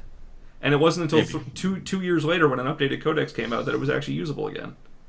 I'm buying units for my army. I'm not really too worried. Yeah, you gotta do what you gotta do. I wouldn't want to discourage a new guy. Maybe just don't go crazy right away. But that's what I tell all new people, that's good right? Advice always, though, yeah. Like when you get into, it's so easy to buy 4 armies when you get in this hobby and have like all these units everywhere. Yeah. It's kind of hard to be like, I'm gonna buy 1,000 points and paint it, right? So the one thing I will say, just to support Darren's point there, he is completely correct. If you do not care about the power level of your army for how competitive it's going to be, now is a perfect time to get into it. You can take almost anything you want in an army. The rules, there are problems, but it's better and simpler than it's ever been for 40k. So now is a fantastic time to get into it. Just don't go hog wild with purchases if you care at all about how things perform, because they will change. Maybe spammy. So I thought about this a lot. Whereas I was thinking, if you already own spam, people are like, oh, you're spamming tanks. It's like, yeah, I already have 18 tanks fully painted from Astra Militarum. It's not a big deal to throw them on the table. Yeah. But now's the time for maybe go with some variety as well. Yeah. It's gonna be because it seems like the power level is better.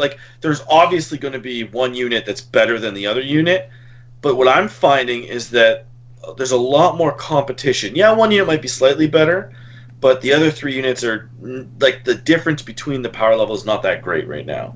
So you can if you like Swooping Hawk, well, that's a bad example, but if you like Dark Reapers over Warp Spiders and they're still the best unit, the Dark Reapers are not that far behind them, to the point where you can still do Dark Reapers and not have to worry about, you're not hamstringing yourself. Yeah. I think now is a really good time to play around with options, especially if you already have stuff. Yeah, I just don't think it's time to heavily invest in it, but as you said, Chris, now is a great time to just play around and see how every little different thing works, which frankly I think was the entire point of these indices.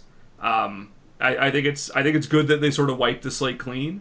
The rules were a mess, man. The rules were a mess. Now that's actually one other thing, though, is the base rulebook and GW have already confirmed that we're going to have just as much bloat as we had before. Because the base rulebook specifically confirms that every new book, every codex that's coming out is going to have its own detachments and its own stratagems. So we've already got 14 different detachments, which admittedly are very straightforward and very easy to follow. But we're going to start cool. And they give you a lot of flexibility. It's a really cool setup with the command points. I'm super happy. They give you a lot of flexibility. But we already have 14 of those to track. Now you think every army is probably only going to have one. Please God, only one. But as soon as those start stacking special rules, that's not just command points. it's going to be a lot to keep track of. Hopefully nowhere near the level it was in 7th, please God. But it's going to still have a significant amount of stuff to have to follow. Cool. But so, I will Darren, say, do you want to... I have one last thing to say. Okay, one last thing. point. This is a very positive thing, too. Then we're breaking your soapbox. I'm smashing with a hammer. Having played against Darren and having no idea what half the rules did, I now completely agree that having the rules on one page for your units is really, really nice. Yes. I don't like having to read through all of it to study, but at game time, it is unbelievably helpful. So there's literally especially if they come out with like little cards. Yeah, they did that for Age of Sigmar actually. So yeah, they may well. But worst case, or you just print them, man. But yeah. Like, it's so, like, oh, I have 10 veteran units. I have one piece of paper that has all their rules on it, right? Yeah. And, like, if you're, you can even cut and paste them. You could probably even do 4 sheets to do a whole board. That's what I was trying to describe in Age of Sigmar. There's actually less... There might be more rules in total, different rules, but there's less rules in your game. It's less in the yeah, you're completely right. Yeah. Having all the weapons listed on it too right now is hugely useful too. I mean, in 6 months I won't care, but right now it's incredibly helpful. Yeah, it's going to take about 3 games before you really have the weapons memorized. Yeah, and just I'm for actually your own army, right? Good with what I got, right? So I'm starting to really... Oh, -2. That's -2. This is toughness. It's learning everyone else's army is the tricky part, right? Doing your own becomes pretty easy pretty quick. Cool. So we've been going a bit. You guys want to move on to question and answer? Is that okay? Darren, I'll give Darren. So Logan was on his Seuss. I've been on my soapbox. I stepped down. You stepped down. Darren, give your positive speech. I love the edition. I'm positive. I'm a little bit depressed now. So no, I like it. Yeah, I think people just it's a new game. Don't compare it to 7th. And it's in progress, and it will evolve, and just enjoy for what it is. Yeah, that's all I have think to say. It will definitely evolve. I think the fluff's going to get better than it's been in a long, long time. Like I'm reading forums, and people are like, "Oh, well, that's not going to be in the meta," or the dudes. There's no meta. Okay, the game's not even released yet. Okay, so stop talking about meta. I get people to say that because there is a meta, obviously. There's meta in people's heads. It's just, okay? The meta, no real meta is not clear. It's but there theory-crafted meta. There's a meta immediately. That's like, oh, there's this meta. This is meta. The dudes, there's no meta. The game's not even released yet. Okay, just chill out. Enjoy the game. Like as far as meta go, there's like the heavy toughness save. There's the heavy infantry, and there's like kind of the mix. And so you got to kind of figure out which role you're trying to do and whether or not you can take care of the rest of them. Like you definitely have to plan for hordes. You have to definitely plan for certain things. So just do what I'm doing. Take the models that you already have. A lot of us have extensive collections. Too many models probably. Yep. Take the models that you have, mess around with different builds and army lists, and just play the fuck out of the new game and have fun. Your form tags, because now you can be like, so when you go on like Bolter and Chainswords, and they're like, I have 10,000 points of Dark Angels and 20,000 points of Ultramarines and 50,000 Sun Marines.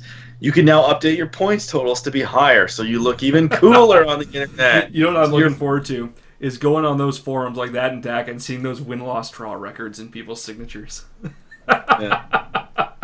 Do people still do that? I haven't People still do that. People still do win-loss that. draws. I've avoided those forums as much as I can over the past few months, but every so often I just have to go on and troll because they're so bad. Because I'm finding like the Dark Angels Bolter and Chainsword form useful now because people are just starting to play, and then you just get like, because I don't have time to play 15 games, but if other people have played 5 games, they can kind of give me their impression, obviously. But that's good to know actually, because a lot of the Facebook groups are just cesspools. Yeah, no, that's all just trolling and stuff. These are well moderated forums where people actually put useful information on. So actually, Bolter and Chainsword has never really been that bad. That was a bad example to use. Mine was positive though, but DACA's Bolter and Chainsword has always been pretty good. DACA is like, don't go there unless you want to kill yourself. Yeah. Like if you told me this is a DACA guy, I take that as like, oh, you just called him an asshole. Like, I'm sorry for all the sorry, Yoshi. But well, he's a troll on there anyway, so he deserves any punishment. But yeah, it is what it is. Like, I like that. You can still make big model count armies, but I kind of like that my collection got larger in that now I have more variety with the same models I had. Like I can swap things in and out. I don't need to spam 10 of the same unit because 5 of the same unit is the equivalent of spamming 10 last edition. Yeah. And I really love that about it. And as much as all the complaints, I'm so happy with this game because I was able to read the rules, figure it out, write a few lists, sit down and play a game that went relatively smoothly with like Yes. very like we had like no issues. The only so and we played a competitive game where we wanted to beat the shit out of each other. Like it was like we both wanted to win, and there was nothing came up. So like I bitch a lot about this, and this is like Chris says it nicely as me being a computer guy. I'm somewhere on the spectrum. let's leave it at that. Well. But so the 2 games I played both went very very smoothly, right? Darren and I think had one like small thing we had to look up around the character rules because there's a problem with them in terms of like when can you shoot at them? Does it matter if things are locked in combat? You're not a viable target to shoot at. Blah blah blah. There's a bunch of small exceptions like that. But overall, it is very streamlined, especially if you're looking for a casual game right now. If you can take stuff at face value, not ask too many questions, like if you're the guy who's cool with rolling the 4 up to see what happens, this game is fantastic. It's super easy to get into, and it's got everything it needs to get the super tight rules it needs. It's just, Saturday, I hope we're going to see, it only needs to be like a 5-page FAQ, and they'll cover everything that's wrong with it, which is really good compared to what we've had in the past. So, yeah, there is the opportunity for this to be excellent. Yeah, and I'm repetitive as hell, but the Sigmar model was awesome to me. I take it with its faults, and I still love that game. I'm playing a tournament this weekend, and this is going to be just as good. So we'll move on to Q&A. Let's do it. So, start with Twitter questions. So first Twitter... When will... go ahead. You want to do it? Okay, go. Okay. When will you guys be up for 8th edition Pimp My List submissions from Tristan? I think I responded to this. I said, give us like 6 weeks or something. Let's get into the meta. Let's see some tournament results. Let's play some more games. That's the biggest thing. I played 2 games. I'm not ready. Darren's played... Yeah, I think you played the most out of all of us. But even then, I think none of us are over like 8 or 10 games. So I have a lot booked, a lot of games booked. But really, even right now, the only army that I'm comfortable commenting on, and maybe like... I wouldn't say critiquing, but having a discussion about a list is Astra Militarum. Yeah. That's the only thing that I could literally talk to. So I can literally sit there and talk to another Gardener, which I have been on Twitter a lot, like all these other guys, and on Facebook, and we can have full-on conversations about units and what they do. But I don't know what the Tau do. Like I know Tristan's gone over numbers with me and blah blah. I don't know what they do, so I can't remember. So it'll come, but we just don't want to be like those dicks where it's the first new edition and we're like telling people to buy this. Like we don't know. No, this is the wrong time to be doing that. Sure. I can tell you what I take and what I think is good, and then when I lose all my games, you can laugh at me. It is what it is. Yeah, exactly. So next question: is it true that a gets hot type weapon won't overheat if that unit has a +1 to hit buff? I heard it won't now because the end result is a 2. This is from Leon. This is where modifiers are obnoxious. So this is the FAQ. The con. Yeah, this I think I think this will be covered in the FAQ because this is a pretty foreign thing for 40k right now. So this is where this one gets kind of weird though, because a 1 is always a failure, right? It doesn't matter what the modifiers are, the 1 always fails, and the result of rolling a 1, like the result end of it, if the 1 is always a failure, is a 1 ever modified? I don't think so. It's not super clear to me. I have not been studiously reading the rules. I think so. My impression is you still have the gets hot though. I think you. Mine is you wouldn't, because it makes more sense that way to me in my little brain. That it wouldn't overheat?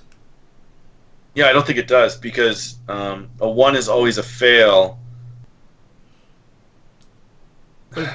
But so think of it this way. Yeah, it's hard. It's really hard, man. Because I think that rule is only in there for saves, and like rolling to wound things. Yeah, I can't comment on that just yet. I think I should wait for the fact. I'd rather wait for the fact before I comment. Sorry, ignore what I said. I think that's one of the things that's going to have to be on there. This one is good. We can all answer this one. What are your thoughts on 9 or less wound warlords versus those with 10 or more? So this is around characters and being shot at. It's a big deal. It's also from Leon. I would be very terrified. Like, let's say Girly Man had 10 wounds or 11 wounds.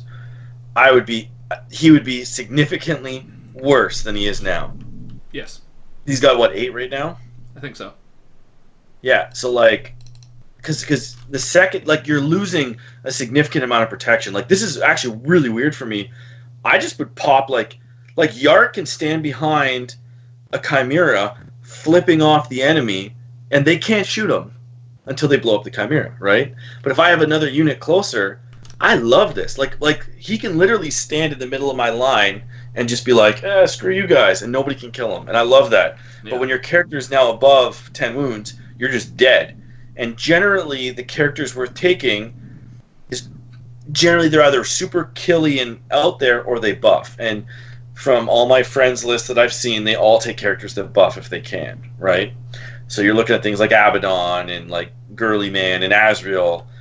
Rerolling hits within a bubble is disgusting. And so if you were able to pick them out, they would be like, I was talking this, like, you could have like a 200-point character that's 9 wounds, and then have a guy that's like 10 wounds actually cheaper than him because he's actually worse. If they were identical, this guy just had more wounds, he would theoretically be cheaper because he's more likely to die and has less impact on the game. Darren, what do you think? I don't know. Anybody can be a warlord. The warlord traits are nothing spectacular right now. Pretty bad. So you could make like a knight a warlord, and it'd be like harder to kill. But yeah, I think, for the function of having your key buffer as somebody that can't be targeted, since independent characters is gone, then I think that's fine. But I'm not sure the warlord is such a big deal right now in terms of who's your warlord, or but we'll see. It's a victory point, though, right? Like, in the missions, at one point can be huge. On some missions. All missions have Slay the Warlord. Anyway, yeah. I mean, obviously, a lot of these characters, like your chapter masters and stuff, were designed with that 9 wound barrier in mind. I mean, Gulliman could have been 10, 11, 12, right? But obviously they're like, oh, well, we want people shooting at him, so they made him 9. So, but this came up in the Necrons, I believe. I can't remember. There is an example where a guy has more wounds but is cheaper, and I think it's because of this rule. Yeah, no, it wouldn't surprise me at all. For characters is a big thing. I mean, to your point though, like for a knight, it doesn't matter, right? It's not a character, so go nuts on who your warlord is. But because it's not about warlord. This is about like lookout sir, which is not the real word. That's just But yeah, like if you put out a warlord in a blob and he's got 10 wounds, and I'm sitting there at the back with 4 missile launchers and 4 las cannons, that dude's dead. Exactly. That's the issue. He's just dead. And if he's a key buffer for you, he's dead. You know? And that's one of the funny things, like, for Chaos Space Marine lists right now, the Nurgle Demon Prince from Demons is vastly better, but it's got 10 wounds, so nobody's going to run it. Because the Disgusting Resilient doesn't make up for it. Yeah, you want the 2 less wounds and take the Chaos Space Marine one. Cool. So Facebook questions. Darren, you want to go through these ones? Sure. What are your big surprises for... Oh, this is a multi-part question. So what are your big surprises for 8th? I expected this. I'm actually not shocked at all. You mean will I be surprised on Saturday? No. Yeah. No, it's pretty much exactly what I expected, which is good so far. I'm surprised by the amount of that we've basically been playing it for 2 weeks. Yeah, the rules leaks were helpful. Let's say that. Yeah. So otherwise everything's been fairly well expected because they've been putting it out there. So yeah. Okay. Second part is what are you excited to see meta-wise over the next couple of months? So the meta, as we said, Darren, it's not clear yet. It does exist. It's just not clear. No, but what are you excited to see? Oh, to see in the meta? Yeah. I'm excited to see Dark Eldar and Harlequins. Just the variety of armies, I guess, because now, even if... So, in 7th edition, I played Orcs. I was just the bottom half of the event, even if I was the best Orc, but maybe I could get a little bit up, but I was just screwed. Whereas now, I think, let's say Orcs are still, I'm just making this up now, a suboptimal list. They're not that far down, that they're still... I just think it's more balanced. You're going to see more variety, and I think you're going to be rewarded for having a balanced army, which would make it a balanced meta.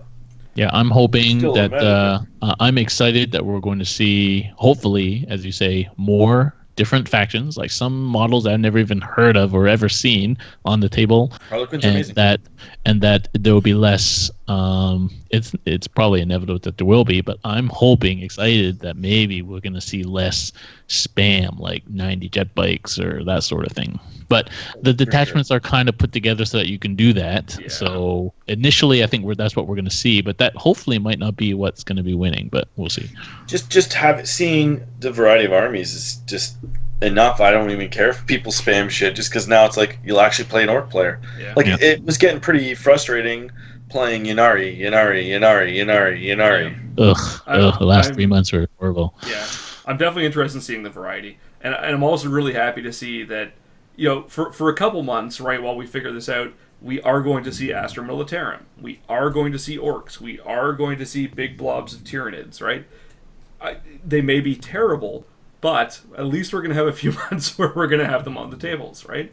Well, and it's looking like those are actually all going to be really strong now, so that's even better. This weekend, if you're playing Astra Militarum, Chris, will be the first time I have ever played Astra Militarum, which is crazy if you think about it, right? Like that shouldn't be. I think I played against. I've been playing this again for 3.5 years now, and I think I've played against AM once, and it was against Chris.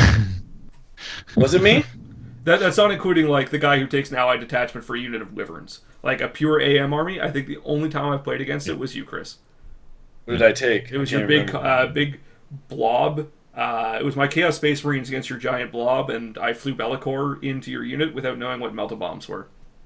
And before that might we not have actually been me. It was you, because there's a battle report for it. I played Astra Militarum in a battle report? We filmed it in your basement a long time ago. You've been to my house playing a battle report? Okay. Okay, so the final part of this question: what are your projects plans now that 8th is releasing Saturday? These are all questions from Nick. Shitload of Nurgle to paint. Yeah, well, Sunday we are literally all three of us spending all day playing 40K. Yep, making battle reports. We'll be doing some streaming. It's going to be very unorganized stream, but there will be one going all day, so you can check that out here. CanHammer.tv. What the hell is our Twitch.tv/CanHammerTV.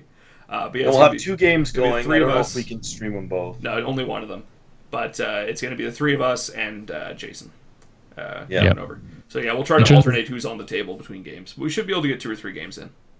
Yeah, other than like project-wise, I mean, I'm not buying new models right now. I got 120 Gene Stealers to paint.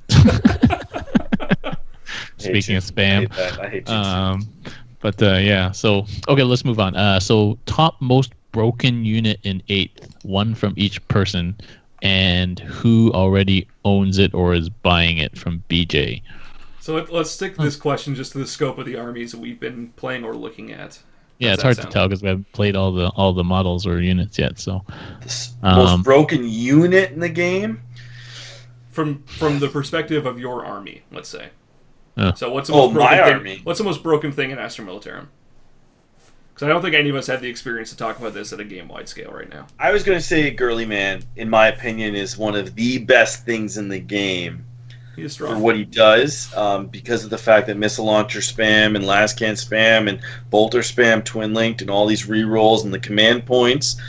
I would say Girly Man, I do own him, I believe. He's which kit did he come in? The one with Cypher, right? Yeah, you bought him off Josh. Yeah. Yeah, so I got him. And then in Astra Militarum, one of the best units is the Manticore. Manticore? That's the strength 4 10, shots. 4 shots, yeah. Strength 10, -2, 2d6 shot. Combine that with a command reroll. You can even do it. Okay, that's 240-inch range. Put a Master of Ordnance next to it. Then it rerolls once to hit if you're outside of 36, which is maybe not worth the points cost, but why not? I think Manticores. I'm going to go with that. Maybe Pask, Plasma Tank. Nice. Yeah, Plast with fully loaded plasma is also right up there. It's hard to tell because a lot of the Astra Militarum stuff, a lot of the good stuff is all like not interchangeable, but it's all fairly obvious. Like these 4 things, like you could swap them out and nobody would give you a hard time. In my early opinion. Darren, what are you thinking? I don't think so. I agree about Robute. I think he's pretty powerful. But I don't have him. Oh, I have him, but I don't use him. So, in Dark Angels, I don't think anything's broken. But there's a couple of things that stand out to me in terms of power level. I think Azrael is strong. Yeah, because I don't know what else gives everybody around you 4+ invuln. That seems quite strong. Dark Shroud. Dark Shroud. And no, I don't think the Dark Shroud's that strong. There's lots of things that give -1 to hit. Oh my god. It's no, so there good. isn't. It's so good. Are you kidding me? The Dark Shroud is the best thing in the Dark Angels book. And that is the thing that, like, that's why you play Dark Angels, is because of the Dark Shroud. And then Azrael's a nice icing on the You got a lot of force multipliers. Okay, so I played against it. I admit it. Whole It's army, pretty good. I within admit range it's of the pretty Dark good. Shroud. You have a choice. You shoot his army at -1 to hit, or you put your whole army into the Dark Shroud. Now the Dark Shroud with Azrael has a 4+ invul, is -1 to hit, and was it 8 wounds, 3+ save, toughness 6. No, it's 10. It's like a rhino. It's got 10 wounds, toughness Yeah. 6, 3+ 3+ save. save. Yeah, it's taking 3 basilisks, 3 wyverns, and a mana core to get it down to 1 wound left at the end of turn 1. It's also a character, so you can't And shoot it have unless an it's the alpha closest card. model. I forgot to tell you that, Chris. It's a character. It's not a So. character. You know what's funny though that I discovered yesterday? So the Rhino hits on a 6+ in combat. The Dark Shroud hits on 3+. Yeah. But it's not going to be in combat because literally, like I the Dark charged Shroud, it. you have I charged it into his Yeah. Demon Prince yesterday to Yeah. hold it back. I was already It's a dead. thing that happened. So the Dark Shroud that obviously Dark is Shroud powerful. ruins people like that. I that ruins- didn't really want to. strong. I didn't want to mention it. And the other thing I think is strong, and I haven't played it enough yet, is the Dark Talon. Yes, I think two heard Dark about Talons. that. I think two Dark Talons is going to be a thing.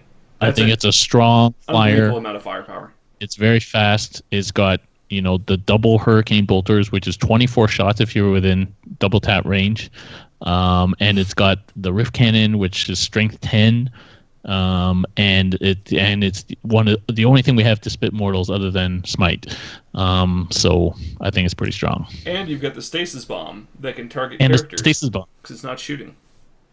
That's what we figured out, but it's kind of a waste because you're just doing 1 mortal wound on a character. But for Dark blob, Shroud. if I fly over your conscripts, I mean I'm rolling 10d6 and any 4+ is a mortal, so that's decent. Yeah. I think two Dark Talons will solve any problems your army has around hordes because it's a flyer too, so none of the horde armies can even charge it, and they're all -1 to hit it. That's pretty good. It's really good. Almost 200 points each though. The Helldrakes are 215. Yeah, so that's what. So I was encouraged because I was like, "Well, how much are your freaking Helldrakes?" So they're more, but Helldrakes are pretty strong Helldrakes too. are really good.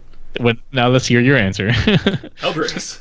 Helldrakes, yeah. Yeah, they're very versatile. The fact they can just rip apart flyers. They have +1 to hit flyers in close combat is super good. 30-inch move is no slouch, especially since they have no minimum move either. And just like they are really good in close combat. They hit on 3s. They do D3 wounds or something like that. They do multiple wounds with I think -2 rend at strength 7, 4 attacks or something. Plus their flamer and their fly with an assault gun, so they can jump away and shoot again. They're just incredibly good skirmishers. Really good at picking off elite infantry, especially. And then just because of that mobility, they can, like what we had in our game yesterday or day before, whenever it was, they can just jump around, they can kill a unit, and then you just put them right next to a character, and now they're charging that character after they've killed all this other stuff. They're just the mobility. The mobility is amazing. It's one thing that a lot of armies do not have.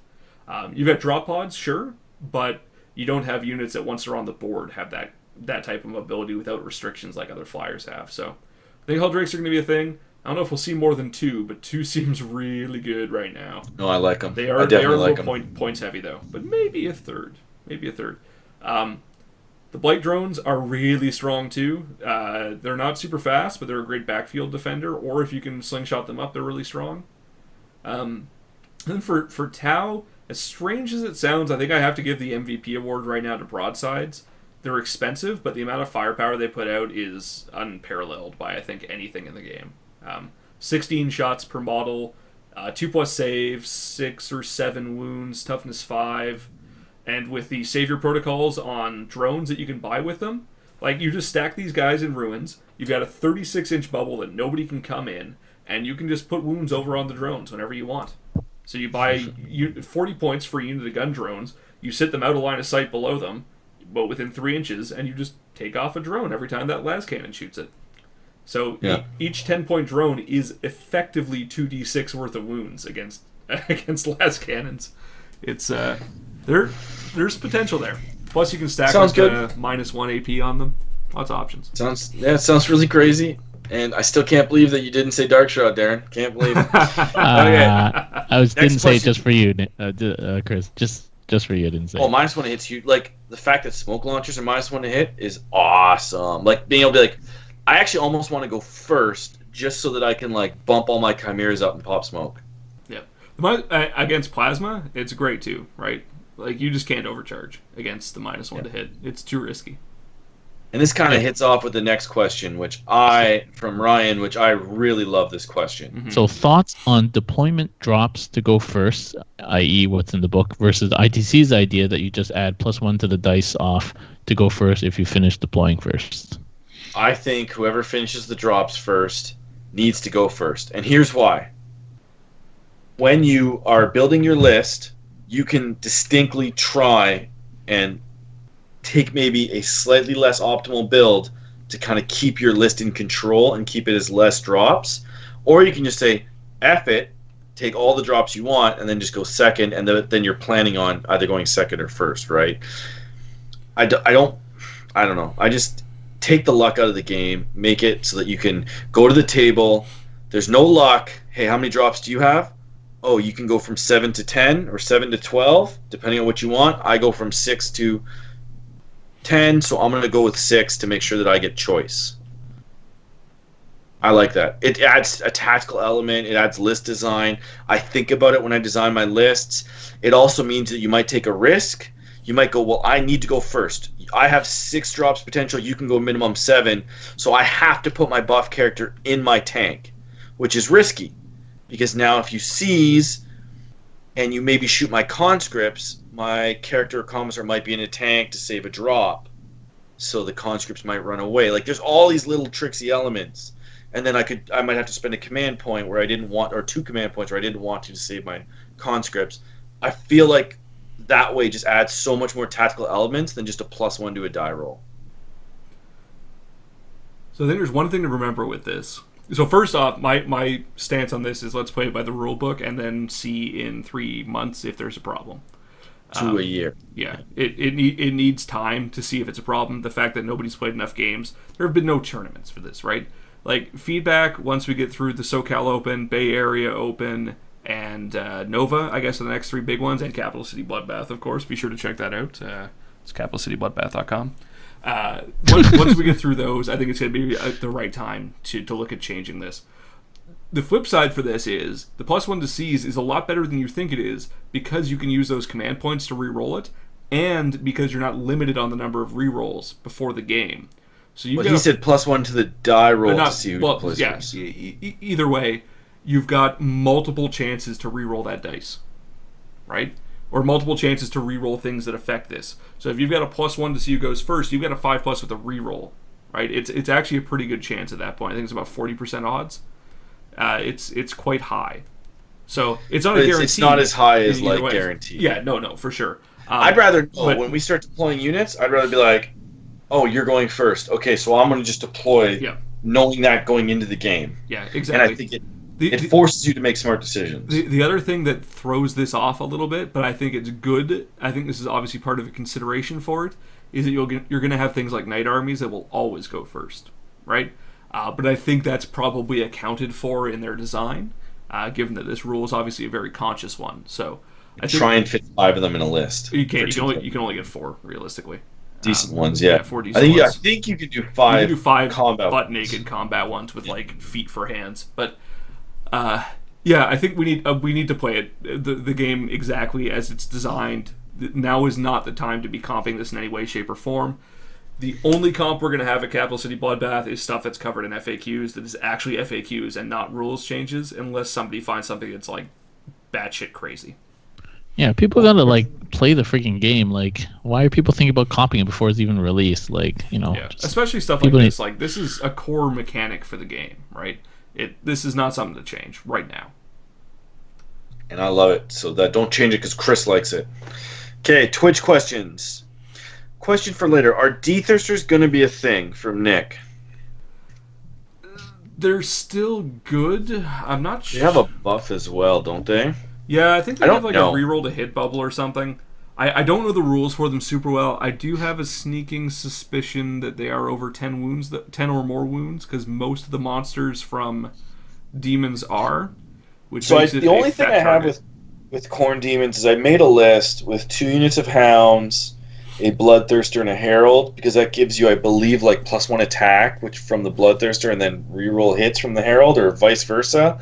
So I kind of did like a bouncing bubble thing and run up. But as Logan said, your Bloodthirster is going to die, and I never played the list. I just built it and went, I don't want to do this right now, and I switched to Astra Militarum. So D-thirsters are 16 wounds. With 5+ invul, right? 3 plus save, 5 plus invul. You get +1 attack? They have, at full health, because they have the declining stats, they have 6 attacks at full health. But they get +1 attack with all units within 6, right? Or is it friendly Corn units within 6 of this model use his leadership. Oh, it's his leadership. That's why the Herald is the one that's +1 attack. So yeah, don't take this guy. Yeah, but he could be a thing. I'm not saying he's not. We don't know. He does a shitload of damage. The other problem is you can't just deep strike him, right? If you want to put in reserves, that's a huge dice gamble because you have to. What's his power level? Power rating? 17. 17. So you have to roll 665 on your roll to get a D-thirster, and that's not happening. So this guy has to be on the table. It was designed not to be summoned, I think. Yeah, I don't think D-thirsters are going to be a thing, unfortunately. Like Scarbrand. Well, if you take a spammy, fast-moving Corn army and they have to pour their firepower into this guy, it could be a thing. I don't think I can comment. I think you'd have to have a list that supports the use of it. I think you take Scarbrand instead. Scarbrand looks pretty cool. Yes, Scarbrand what's Scarbrand's movement now? Does he get the +1 attack? He only moves 8. Well, what's his buff ability for Corn units? He doesn't buff. He means everyone within 8 inches of him, friend or foe, don't take morale, can't fall back, and add 1 to their attacks. That's what it is. Everybody. So you take Scarbrand. That's what it was. Sorry, it's been a while. A Herald and 2 units of Corn Hounds, 20 strong, and it's only like 1,200 points or something. Maybe I'm off at that point value for sure, but it's actually like a pretty fast-moving death bubble. It's cool. It's cool. But I like it was Scarbrand. That's the one because the +1 leadership's not very good. It helps. Everything helps. Cool. I don't know. I think my chaplain gives -1 leadership around him. I think that can be pretty clutch. The Noxious Bloodbringer does that too. It's good. Yeah, when it comes to morale tests. But these Corn Demons, I'm assuming that when I'm in combat, I'm just gonna kill. Oh yeah. There's a lot of rend. The D-thirster, that's 6 attacks at strength 14 -3 rend, each doing d6 wounds or something. It's crazy good. Minus 4 rend. -4 rend, yeah. Like he'll rip apart anything he touches. And Scarbrand rerolls hits. Which means that he's a threat, and then a Herald may or may not give him an extra attack. I can't remember if it applies to him. There's going to be some cool stuff. This is one of the things that's kind of nice, is even the stuff that may not be optimal still has synergies around it to make it at least viable in some form, which I think is really cool. 14 wounds on him. You're not going to kill him in 1 turn unless you got some serious firepower. 16 wounds. 16, yeah. You're not going to kill him in 1 turn without some serious firepower. That's the other thing, though, right, is you don't need to kill stuff necessarily. You just need to cripple it. Right? You get him down to, let's say, 6 wounds, less movement, less attacks, probably not hitting as well. Those can make a big difference. It's still nasty, but... Scarbrand actually gets more attacks as he gets weaker. Really? All right, Scarbrand for president. I like this. He goes up to 8 attacks when he's almost dead. It's about time Scarbrand got better. I say go for it. Test it out. Give it a try, man. Kick some people's teeth in. Question for Darren. How will he feel playing Grey Knights when there are bigger, badder Marines running around, i.e. Primaris Marines, especially when Grey Knights are supposed to be the top Marines? I think Grey Knights are better. I still think they're not great. I think they run better as a complementary force. So my idea actually was to run Grey Knights with Custodes. So some Custodes and a Land Raider, and then Grey Knights dropping down. Paladins. Paladins are better. 3 wounds now. Pretty hard to kill. And then some Dread Knights popping around, or Contemptor Dreadnoughts. Please give me rules for 40k. Yeah, so I think that would be a decent force. Is Grey Knights going to be winning tournaments? I don't think so, but I haven't played them yet. It's not my top priority of armies to play right now, even though I have a lot of it. But yeah, Drago's still a beast, and he's not a Lord of War anymore. I don't know how many points he is. I have to look that up. But yeah, so we'll see. When I read through the Grey Knight index, I was a little bit disappointed with some things, like for Purifiers still can't deep strike. Simple things like that they could have fixed. They can smite spam, yes, but their smite is kind of worse unless you're smiting demons. Then it's awesome. But it's like a 3-inch range to smite or something, which is basically useless. Yeah, 1,000 suns are better at that point, if that's what you're going for. Yeah. So anyway, yeah. So are they better than Marines? Probably not, especially once Marines get their codexes. Yeah. And then the last question: what do you guys think about Electro Priests? And this is from Andy. So there's 2 types of Electro Priests. We probably don't think a lot about them because they're new. I can say that I put a heavy emphasis on this edition on -2, -1 AP, and anything with damage, right?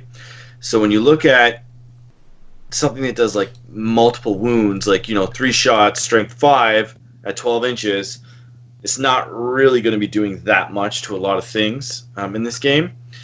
So I do like the Fulgurite ones because they have +2 strength, -2 AP, D3 wounds. And if you make a wound of a 6+, you take D3 mortal wounds instead of the normal damage, which is awesome. They're only toughness 3. They only have a 6+ save, but they have a 5+ invulnerable save. And where is it? If you wipe out an enemy unit in the fight phase, your invulnerable save goes up to a 3+ for the rest of the game. Yeah, and you can take 20 of them. Yeah, and they're so cheaper. Some strength in numbers. You've got Call on your team, and Canticles and all that business. So you can really if they actually hit somebody, they're gonna nuke it. Yeah, like you can force multiply that shit, right? Like you have to deal with that at range. Yeah, I think like a nice list is like Call, a bunch of these Electro Priests in large blobs, and the 50 space robots. I'm not a huge nut with the space robots. But I think you have to go with the Fulgurite ones, personally. I think so. The other one's pretty lackluster. It's even worse than Heavy Bolter. Yeah, it's and that's saying something. Mind you, worse than Heavy Bolter. You have 20 dudes, that's what, 60 shots, strength 5. That's nothing to laugh at, 12-inch range, but I don't know. Just -2 to your save does so much work. And strength 5. Like, strength 5 seems like a sweet spot for strengths. Yeah, because you're wounding Marines on 3s. Wounding a ton of things on 3s, and you're not wounding too much on 6s. Yeah, so, I get the feeling you need to be... Strength 5 is a nice strength, and then the next step you want to be is 7. 6 kind of doesn't matter. 6 doesn't matter at all. Because there's nothing really toughness... a lot of toughness 5... There's a lot of 4 and below, and then there's 7 and up. So all the transports are 7. A lot of things are just 7 or 8. So really you want to be like 5 or 7. And then after 7, probably, at least 10. But it is awesome that they're usable. That's the one thing is, you could ask me, Chris, what do you think about this? It's all usable. Put it on the board. For now. Like, obviously, right. I think Swooping Hawks need to go in the garbage can. Their rules are... I believe that, and they're that terrible. I have 9 units of them. I was really upset with their rules, how terrible they were. But I'm so sorry, Swooping Hawks. So sorry, Baharoth. So that's it for questions. Thanks for listening, guys. Thanks for joining me, Darren and Logan. It was a great episode. For feedback, you can email us canhammer.podcast@gmail.com. You can go to canhammer.ca for more information. And our YouTube channel is youtube.com/canhammer. If you want to support what we do, you can go to patreon.com/canhammer. Have a good one. Thanks, everyone. Good night.